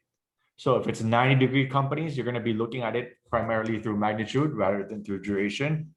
And the last part is basically setting expectations and how you're going to be participating in it. Okay. I don't have a lot of time, so I'll probably just say a few examples before I turn over to Q&A instead. Okay. First is my favorite company of all time when I started, because in 2010, when I was a research analyst, I found this company called AGI. It's the holding company of Andrew Tan. Okay. And I remember exactly, I put 6 million pesos here in 2010 going into 2011. I was all in plus margin in this company. I remember that clearly. Okay. Because when I was studying it, it was around here. Okay. And when I was studying this company, it was perfect. I knew exactly how much this company was making, what was going to happen. Okay. Now, because I saw this run up from 5 to 8, it's up 60%. I was looking for this to consolidate. Okay. So what happened here was that because I saw two things that was missing. So what was priced in was just Mega World. What was missing was Emperador and Resorts World. What was my catalyst? How Emperador and Resorts World would IPO. Okay. So when did the duration come? Boom. This is your duration. Okay. I was buying every single day. And then boom. After this, plays out. Okay. So I was down, I think 20% of my portfolio in a matter of 2 days. This is it. I was buying it because I thought this was going to break out already. And then the following day, it placed out, boom, dito ako sumuka. Okay. Now, moral of the story. Okay. If I show you the chart 1 year later, this stock price went from 11 to 36 pesos at its peak. Because everything that I described played out. They listed Emperador, they listed Resorts World.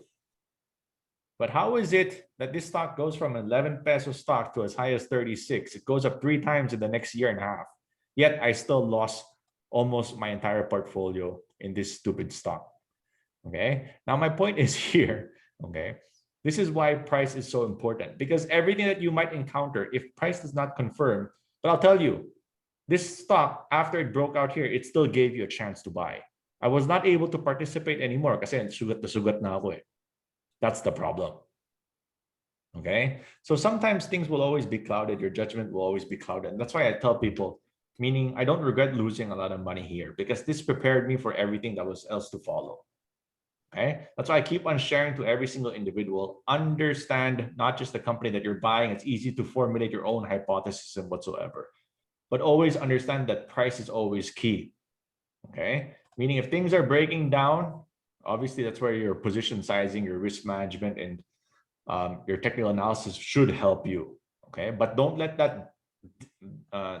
that discourage you from understanding how things, despite not making money after it starts to break out, you cannot let your pride and ego whatsoever conflict you, or how would I put it?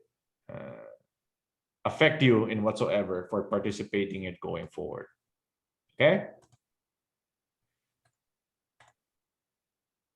Luckily, because of all those experience, this is also another company where I made a lot of money. Okay. Here, I saw this happening. Okay. This company, Mega Wide, went from 20 pesos back here to as low as 5, 6 pesos because they borrowed so much money. Okay. And basically what happened, let me just move this. Okay. And basically what happened during this time was that they were bidding on all PPP projects. And they were winning every single PPP by overbidding all the public-private partnerships with the government. Okay. And basically they had to borrow so much money. And that's the reason why the price went down in the last 4 or 5 years going into this base. Okay. So when it reached this part, when I started reading into the company, they started to show profitability and operation cash flow already for their airport. And that was a good thing because they were not just transitioning from a construction company. Now it became officially a developer where they had now recurring revenues instead of having construction revenues that are now more recurring. And this time, this was a 7 times PE during this time. And I was buying every day. Okay. And my thesis was same. When I was looking at all the airports and all the other recurring companies, it was probably around 15 times PE. So this is around double, right? So that's why I was buying every single day, 17 times. My target was here, right? If it's just based on chart, I'll tell you, you won't be able to buy these companies, okay? So halfway, I was done. Here, I finished everything. And this stock after this went, I think, to 30 pesos per share. Okay, doesn't matter to me because at least I made the big bulk here already. Okay, now I don't make these theses because of chart alone. Although the chart told me it was already bottoming out, that's good. Okay, I don't make targets such as this at 14 pesos on technical analysis. Okay, I make them based on fundamentals, guys. Okay, not technicals, but on fundamentals. Okay. Now, same cases, I can give you more examples. I'd like to share all my experiences with you guys. It's the same case. This was Macro Asia. I was buying every single day also. I bet the biggest amount here, it was up 20% because they announced a massive buyback. At this time, I think it was 5 billion peso market cap. This is what I mean by the law of big numbers. Okay, this is small, medium cap. And what they announced this day was that a huge buyback. And one of their main Lufthansa Technic Group, sorry, this is LTG, not LFT.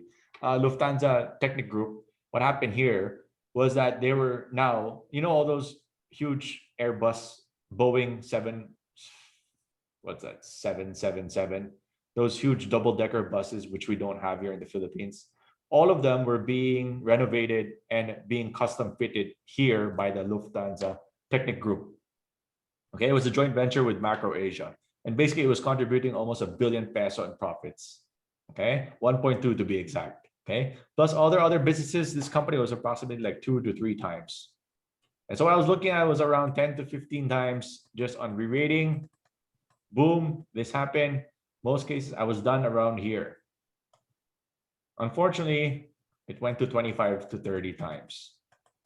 And went to as high as 30 plus pesos. But who cares? That's not my point. Okay. So my point is that I'll tell you, if you don't know how to make your fundamental analysis and build templates, it's going to be a long process for you guys. Okay.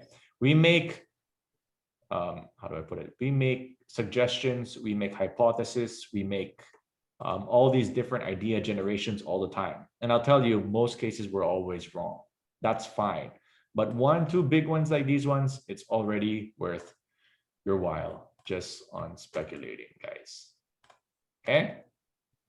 So some things that I missed at the bottom, I remember this clearly. Same case here. I was buying every single day. I remember this. Okay, I bought here at the thing is because with Mrs. G, I bought all the way here at the bottom. I was buying at 210. I finished, I think, around 260, 270. My average price was around 250, I believe. Okay. These 2 red days, I think those 2 were me. I think I sold over 30 million shares in 2 days. Yeah, I sold almost 25 to 30 million shares in 2 days. Okay, because this was bad earnings. So sometimes these things don't. It was 2 to 3. It was 3 times PE because they were doing the arson and they closed their largest grocery in Cebu.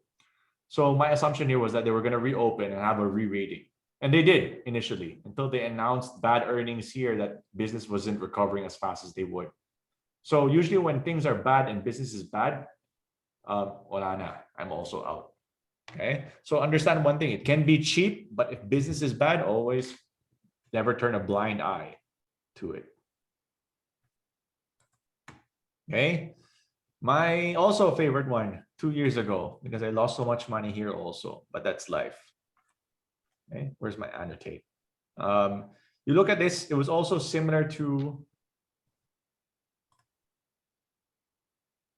this one here. Do you guys see this one at the bottom? Sorry, I don't have my. There's no more annotate here.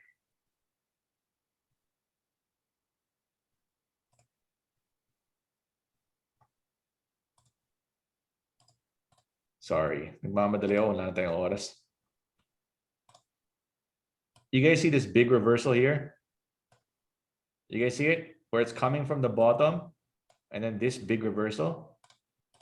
I thought it was the same thing happening here. Because this came from 8 pesos and a big bottoming out reversal. You guys see the similarity?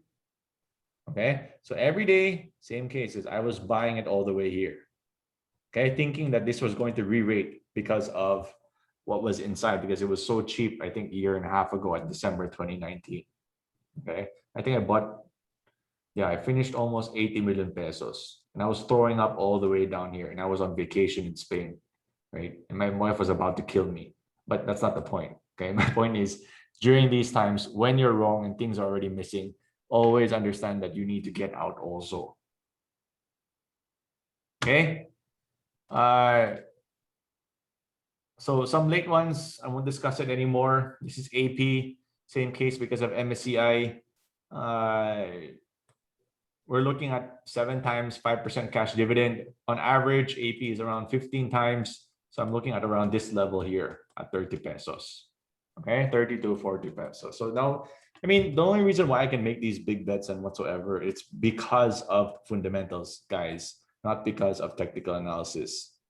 Okay, if it's just a trade for the sake of trade, I won't have these headaches. But that's the beauty about speculation. Okay, because you're able to make all these big bets and understand all these different templates. What I want you guys to do on your own, hopefully you'll be able to build your own, do your own due diligence, do your own homework, and hopefully over time you probably have what you're starting today. You make 5 calls per year, you do your due diligence, you make 5 calls per year, you realize 90% of all your ideas are trash and nothing ever follows. That's good. Okay, because the one thing that you'll do, you'll probably miss it also, and I want you guys to miss it, because when you miss it, hopefully it goes into your mental bank, and hopefully you get bankrupt while you're young and lose money while you're young. Okay, so that another 5-6 years you learn everything, you'll be able to create your own templates, and hopefully at that time you guys can have that confidence, and hopefully all of you guys, when you're 25, 26, 27, all of you guys will become much more successful than all of us teaching you guys here today. Okay, so I'll skip all the other whatchamacallit, and I'll probably just open up to questions. Okay, thanks guys. I didn't expect the workshop to be so long. Okay. Focus dito. Q&A na lang tayo. Kwento-kwento na lang tayo. Guys, please shoot your questions. Don't be shy. Sir, I have a question. Yo. What do you think of companies with negative earnings but positive free cash flow? That's better. That's what Amazon did. Amazon never paid a single tax because they were always negative income tax. But if you look at their operating cash flow, Amazon like 5 years ago, even 10 years ago, probably making $2 to $3 billion. I think Amazon started paying taxes, I think 2 years ago. That's how smart they are. That's why cash flow is always key. Thank you.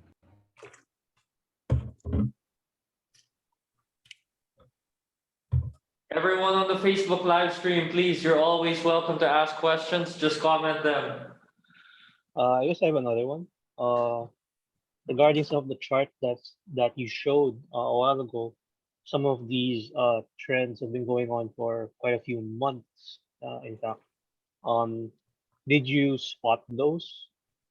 Like, how long were you waiting for those opportunities? Like, binabantayan mo na siya for for a few weeks before you decide to go in, or you saw na, oh, just doing this, maybe I should go in now kasi I'm anticipating it's gonna go up soon. Because you said nga that for some of these you were waiting for a catalyst. Great question. Now I don't have all day to talk about it, but usually what I was looking for in most instances is that I always keep mental models in my mind already. Example like today is all HC.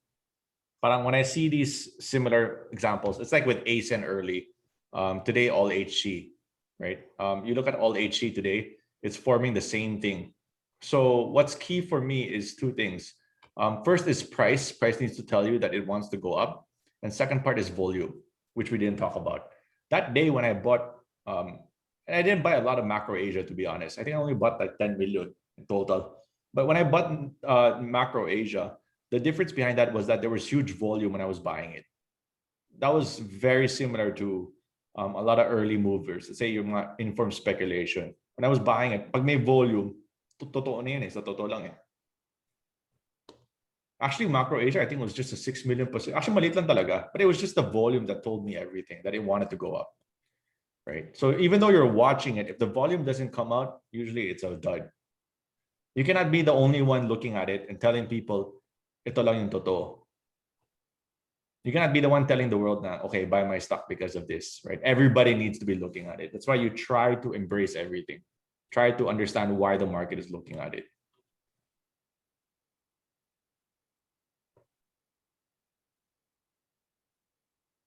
Don't think you can be the only one who can move share price. That's not the point, right? You always need to understand how, just because you saw it and it broke out, will other people look at it? That's the next question. Will people look at it like the next now, next dito, next next ASIN? That's the key. Diba? Hindi naman ikaw magtutulak eh. Ikaw ba magtutulak, Kobe? Hindi. Diba? I'm sure gusto mo ng ibang tao magtulak para sa'yo. Diba? That's why you have to look at it from that angle. Just ask. Sir, so question.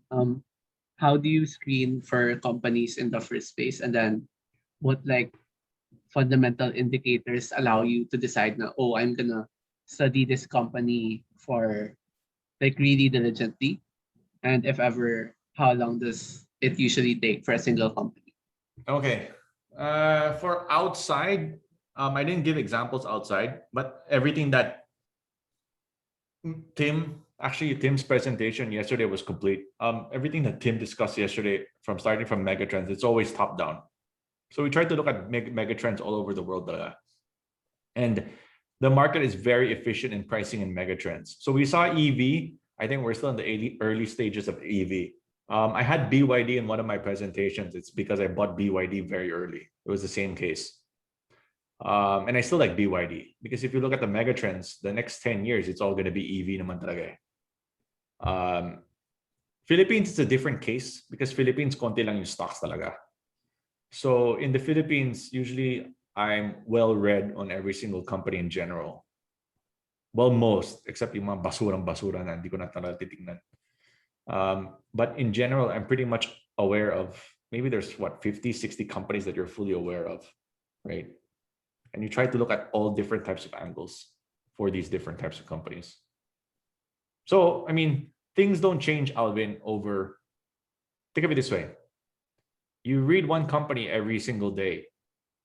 I'll bet you in the Philippines, you understand all the companies in the next, every single company, you read a new company, you know everything for the next year. Theses don't change. Fundamentals don't change every day. They change over 6 months. They change over 3 months. They change over a year. They don't change every single day. So you keep on reading about it. You build enough database. Eventually, meaning you pretty much know everything also about it. I mean, I haven't read Jollibee, for example, right? But 3 months ago when I read Jollibee, I'm sure it hasn't changed. Parang ganun. That's my point. But the thing is, if you don't start and you don't get used to it, it's easy to say na chart na lang eh, diba? Mas mabilis ang chart eh. Aralin mo, 5 minutes lang eh. Alam mo na eh. Kung bibili ka na o hindi eh, diba? That's the problem, diba? That's the difference. Yes, sir. Another question. So what's your win rate? Kasi I think you said na yeah, it's kind of low. And then if ever, how do you manage the risk? Kasi it's different from trading where yeah, 1-2 par. Yeah, that's the difference behind me. And my hit ratio on average is around 55 to 60%. But the problem with me is my edge is always lower. So usually the traders have higher edge than me. The reason why is because I don't have a lot of trades. When I started, I usually churned 25 times my account. So I remember my first month, I churned 250 million pesos first month out of college. And boss was laughing at me because nagbayad down 2.5 million in commission eh. Tapos kumita ata ako ng 1 million eh.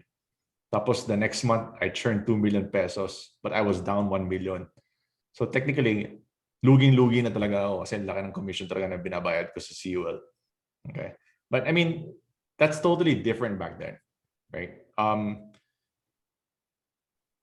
When you start to do all these trades, you'll realize that 90% of what you do was unnecessary in the first place. And that's why the number of trades I do have gone down substantially. I probably do. Boss makes a lot more trades than I do. I'm sure BJ is probably times 13 my number of trades, right? And it doesn't matter to me, right? Eventually, you'll get to be able to pick the ones that are right, what you prefer, than ones that you don't. And then over time, you just get used to it. But I've seen this too many times.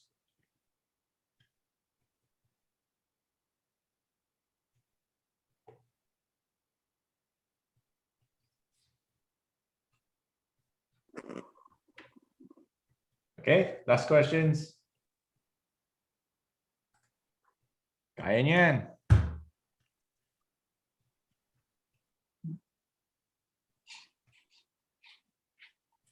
Come on, guys.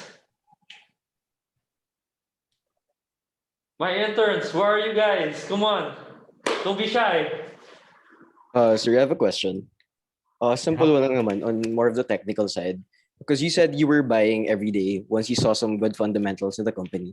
So when you were buying in tranches, you don't really check good entry points anymore, but more of just it was just more of the fundamentals na lang talaga since you No, were not buying every day. necessarily. It's different from case to case talaga. The problem is kasi like some of these small medium caps during the early stages and you see how things were developing. Usually I always look for things that are consolidating. So during this consolidation phase, usually volume is very light. So sometimes yung mga daily traded value lang is 1 million, 2 million pesos, 3 million pesos. Same case what you're seeing with all HC today. Sorry, a month ago, nag-pick up na yung volume ng all HC. But if you look at the volume in general, it's very, very, hindi ako nag-hype ng all HC Just sinasabi ko lang kasi hindi naman ako super fan nun eh. But I could understand how it could go up like a little bit more in the short term. But I'm just saying na parang when I look at it, volume is going to be very light initially. And then usually as it starts to go up higher, that's the only, think of it this way. People only see it when it starts to break out. That's the problem, right? So if you're buying it at the breakout, it's fine, right? But you need to already understand how big it could be. Gets mo ba? Because if you don't do your due diligence before it breaks out, you won't have the confidence in the balls to bet big. That's the problem. Thanks. Kasi pag breakout yan, reactive ka na eh. Sumusunod ka na lang eh. So parang in your mind, you're probably looking at a what? 15, 20%. Sige, happy ka na eh. Diba? So sometimes you miss out on the bigger move, which is your double, your triple, or your quadruple. Right? So guys, this is not something you'll find every day. That's my point, right? I'm only asking you guys, you look for 2 or 3 in your lifetime. Indirectly, dapat mag-quit na kayo ng trabaho nyo eh. Yun yung point ko. Huwag kayo mag-quit Lanza. Hindi yun yung point ko. Hindi yun yung point ko. Sinasabi ko na sa inyo, you find 2 or 3, technically solve ka na eh. Yun yung point ko eh. Right? So the thing is, you have to keep on preparing and putting your due diligence in your work so that you find those 2 or 3 in your next 10 years. That's my point.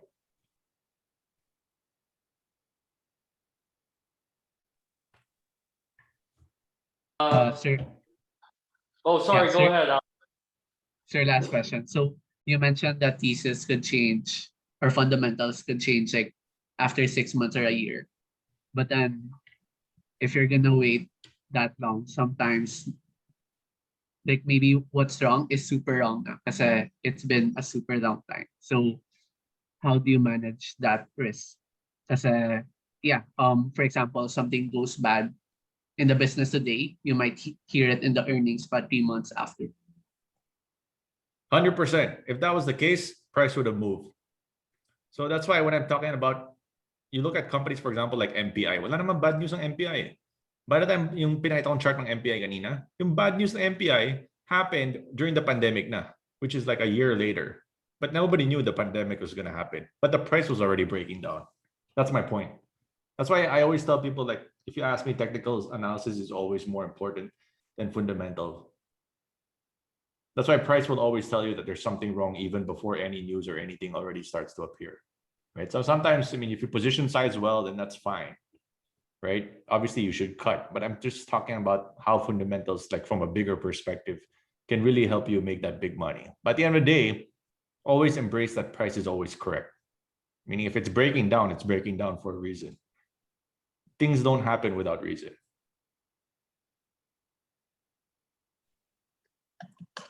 Hi, Edmund. We have a question from the Facebook stream.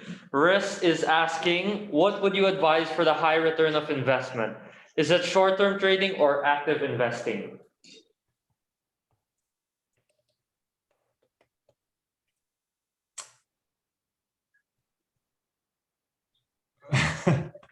If you ask me, I think it's always about, don't get me wrong, I think timing is the most important. I mean, how would I put it?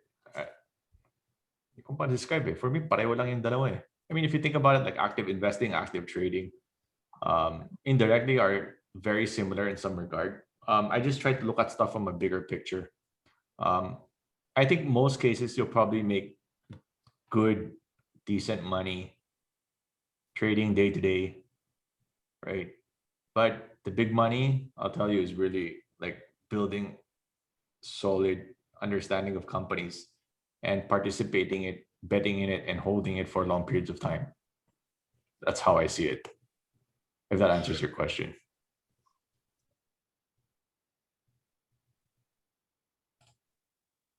Go. I have my laptop's about to die.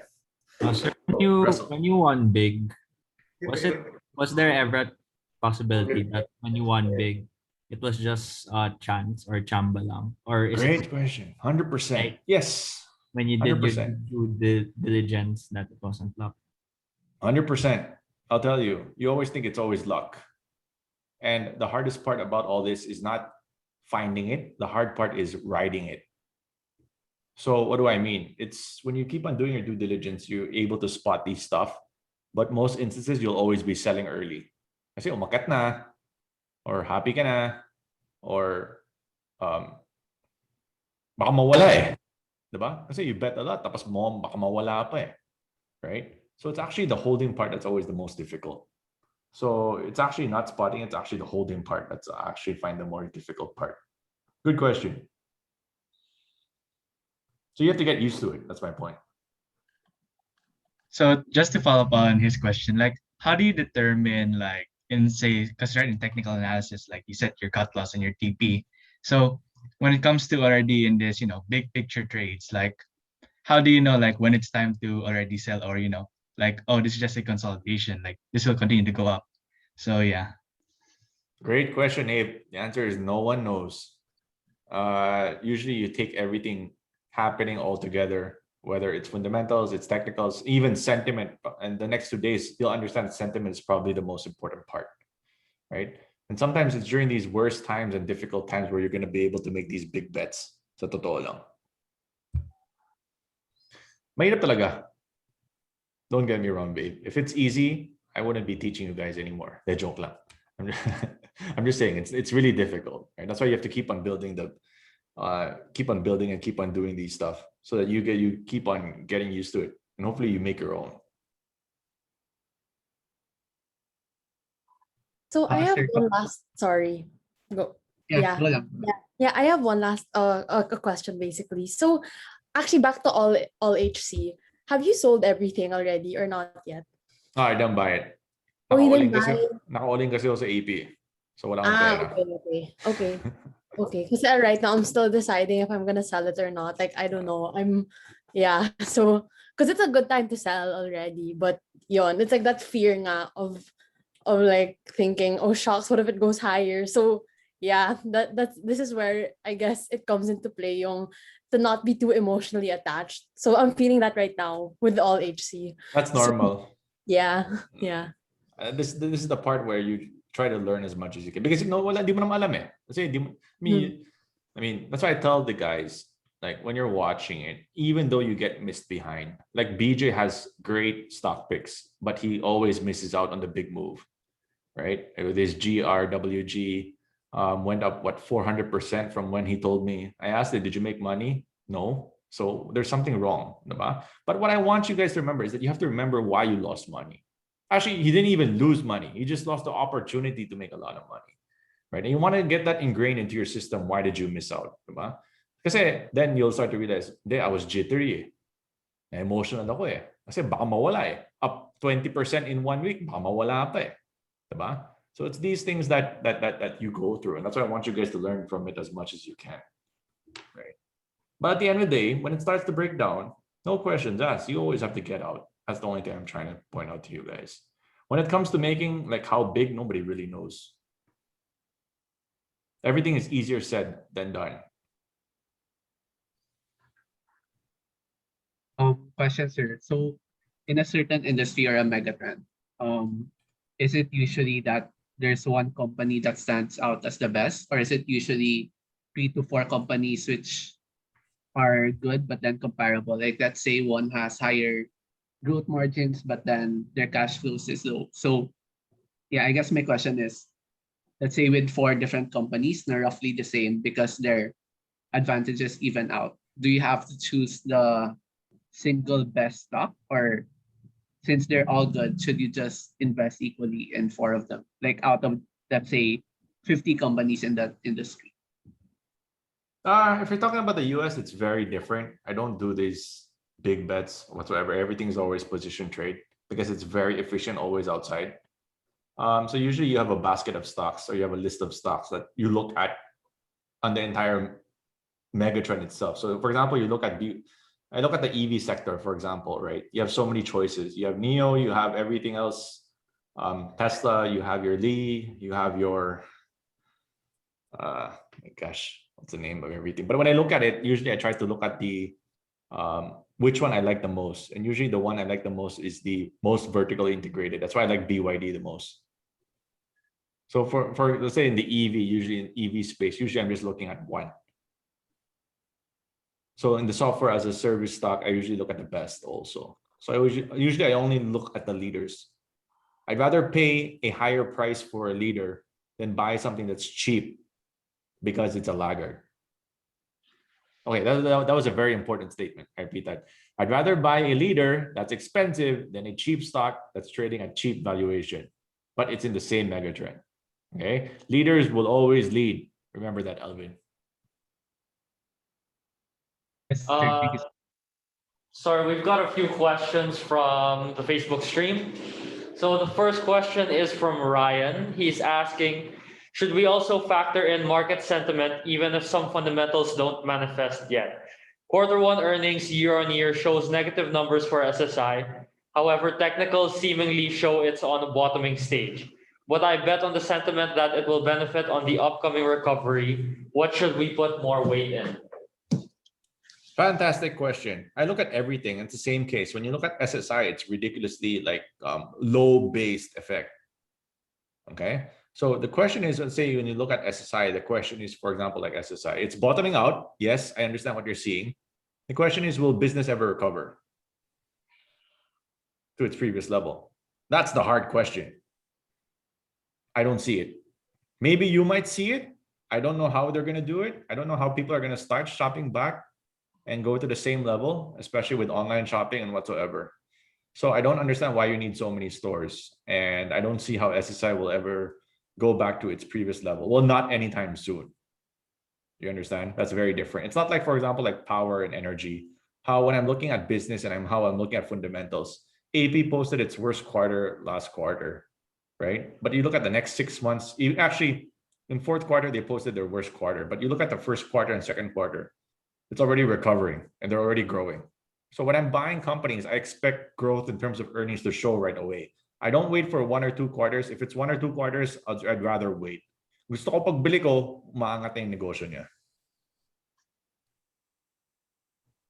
Okay, the second question is from Miguel, and he is asking, can you think of an example where you found yourself developing a bad habit in trading and possibly how you overcame that bad habit? Mine is oversizing all day. That's always my bad habit because I don't know why. When I see opportunity, I always remember Stanley Druckenmiller. And he says, if you have a thesis, you always have to bet the jugular. I'm just kidding. No, but to be honest, I think it's I think that's my biggest weakness and my strength, because that's the only reason why I can make also. But it's also my biggest weakness because I always tend to oversize and whatsoever. Yeah, that's my biggest weakness, to be honest. But the nice thing about me is that I'm also fast to cut. So I don't enter companies that I don't think I can cut right away. Or at least I have enough margin of safety for me to cut. Parang ganun. Kasi pag nag-breakdown niya, basta point ko, pag nag-breakdown, I'm out. I'm out. If it takes me 1 week to sell, I'm out. I'm selling that every single day.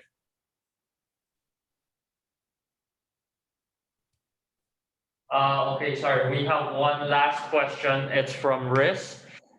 Is there any way to know the percentage of the active trader against long-term investor and the amount they are investing? Could you repeat that? Is there any way to know the percentage of the active trader against long-term investor and the amount they are investing? In asterisk is the percentage of the amount of the active traders and the long-term investors investing. Sorry, it's a little weirdly worded. I don't understand. I'm not too familiar.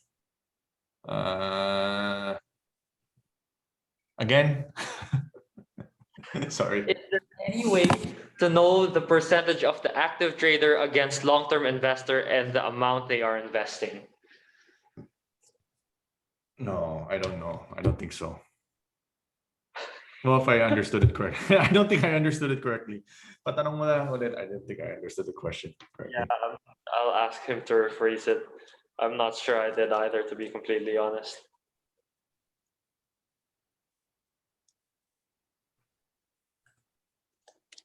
Anyway, you guys can just message me anywhere, Facebook or in my email. Just message me.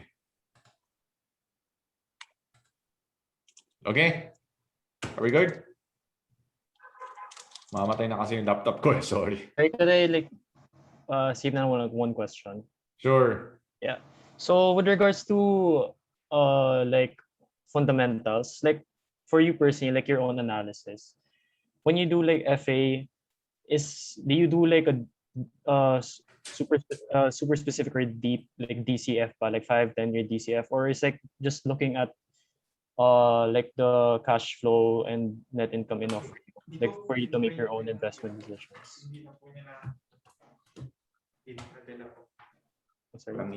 Sorry, could you repeat that question?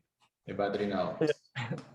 For your own FA, do you do your own 5 and 10 year DCF, or it's just looking at income statement and cash flow enough for you to make your own decisions? Great question. The thing is, I think you need to always do DCF. The nice thing kasi is that when you keep on doing DCF, sa totoo lang, I know how to compute DCF already in my mind. So that's easier said than done, obviously. So parang, let's say, for example, example lang, let's say certain company, you know that it's making let's say DNL, it's a 3 billion profit company every single year. 5 years later, you're probably looking at 4 or 5 billion in terms of net profit. Gets mo ba? So parang 5 years later, I already have an understanding that's going to make around 5 billion pesos. Parang ganun on my mind. Diba? So you slap on, for example, a 20 times multiple, you're probably looking at 100 billion market cap. Today, it's 57 billion. So in my mind, 5 years later, it's 100 billion market cap. Today, it's around 50 billion. You're probably looking at 15% return per year.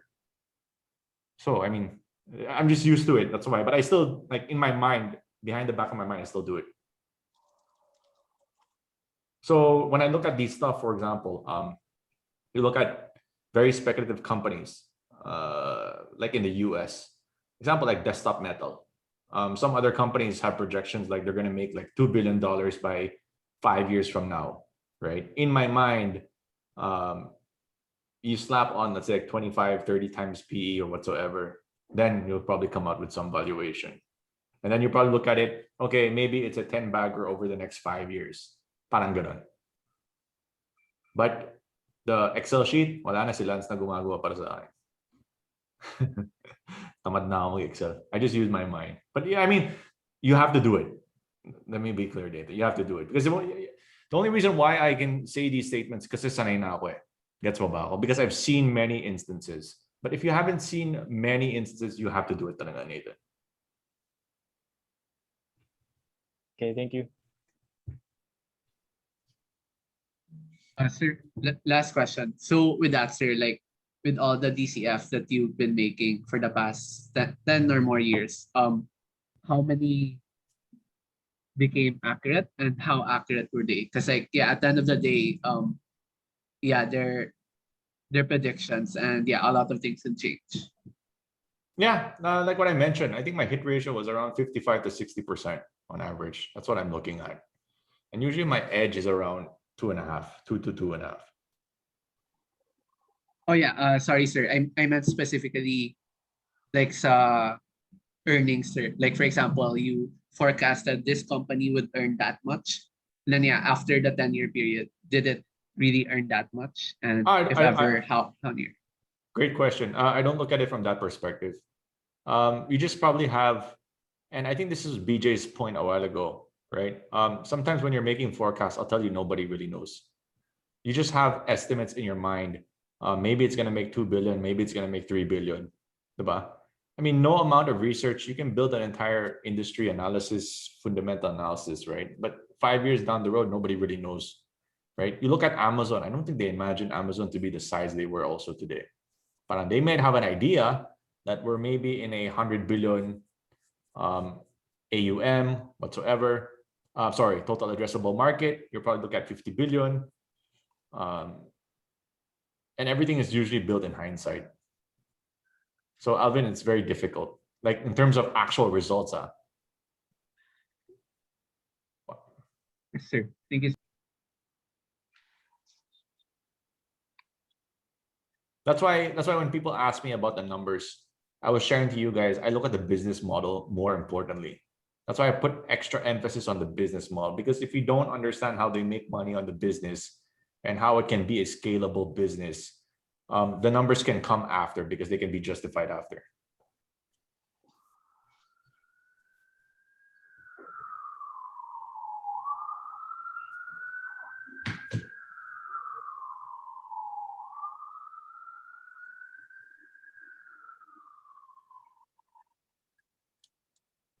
Okay, any more final questions? Is everyone okay?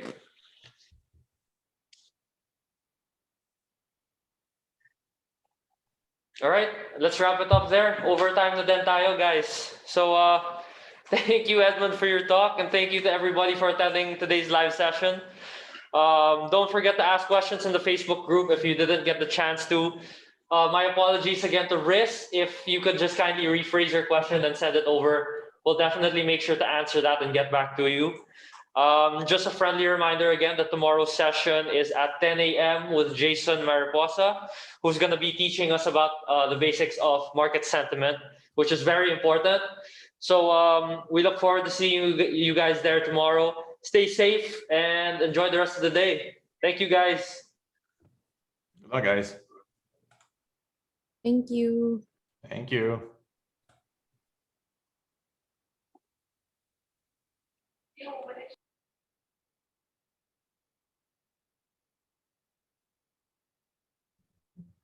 Wala na si Edmund.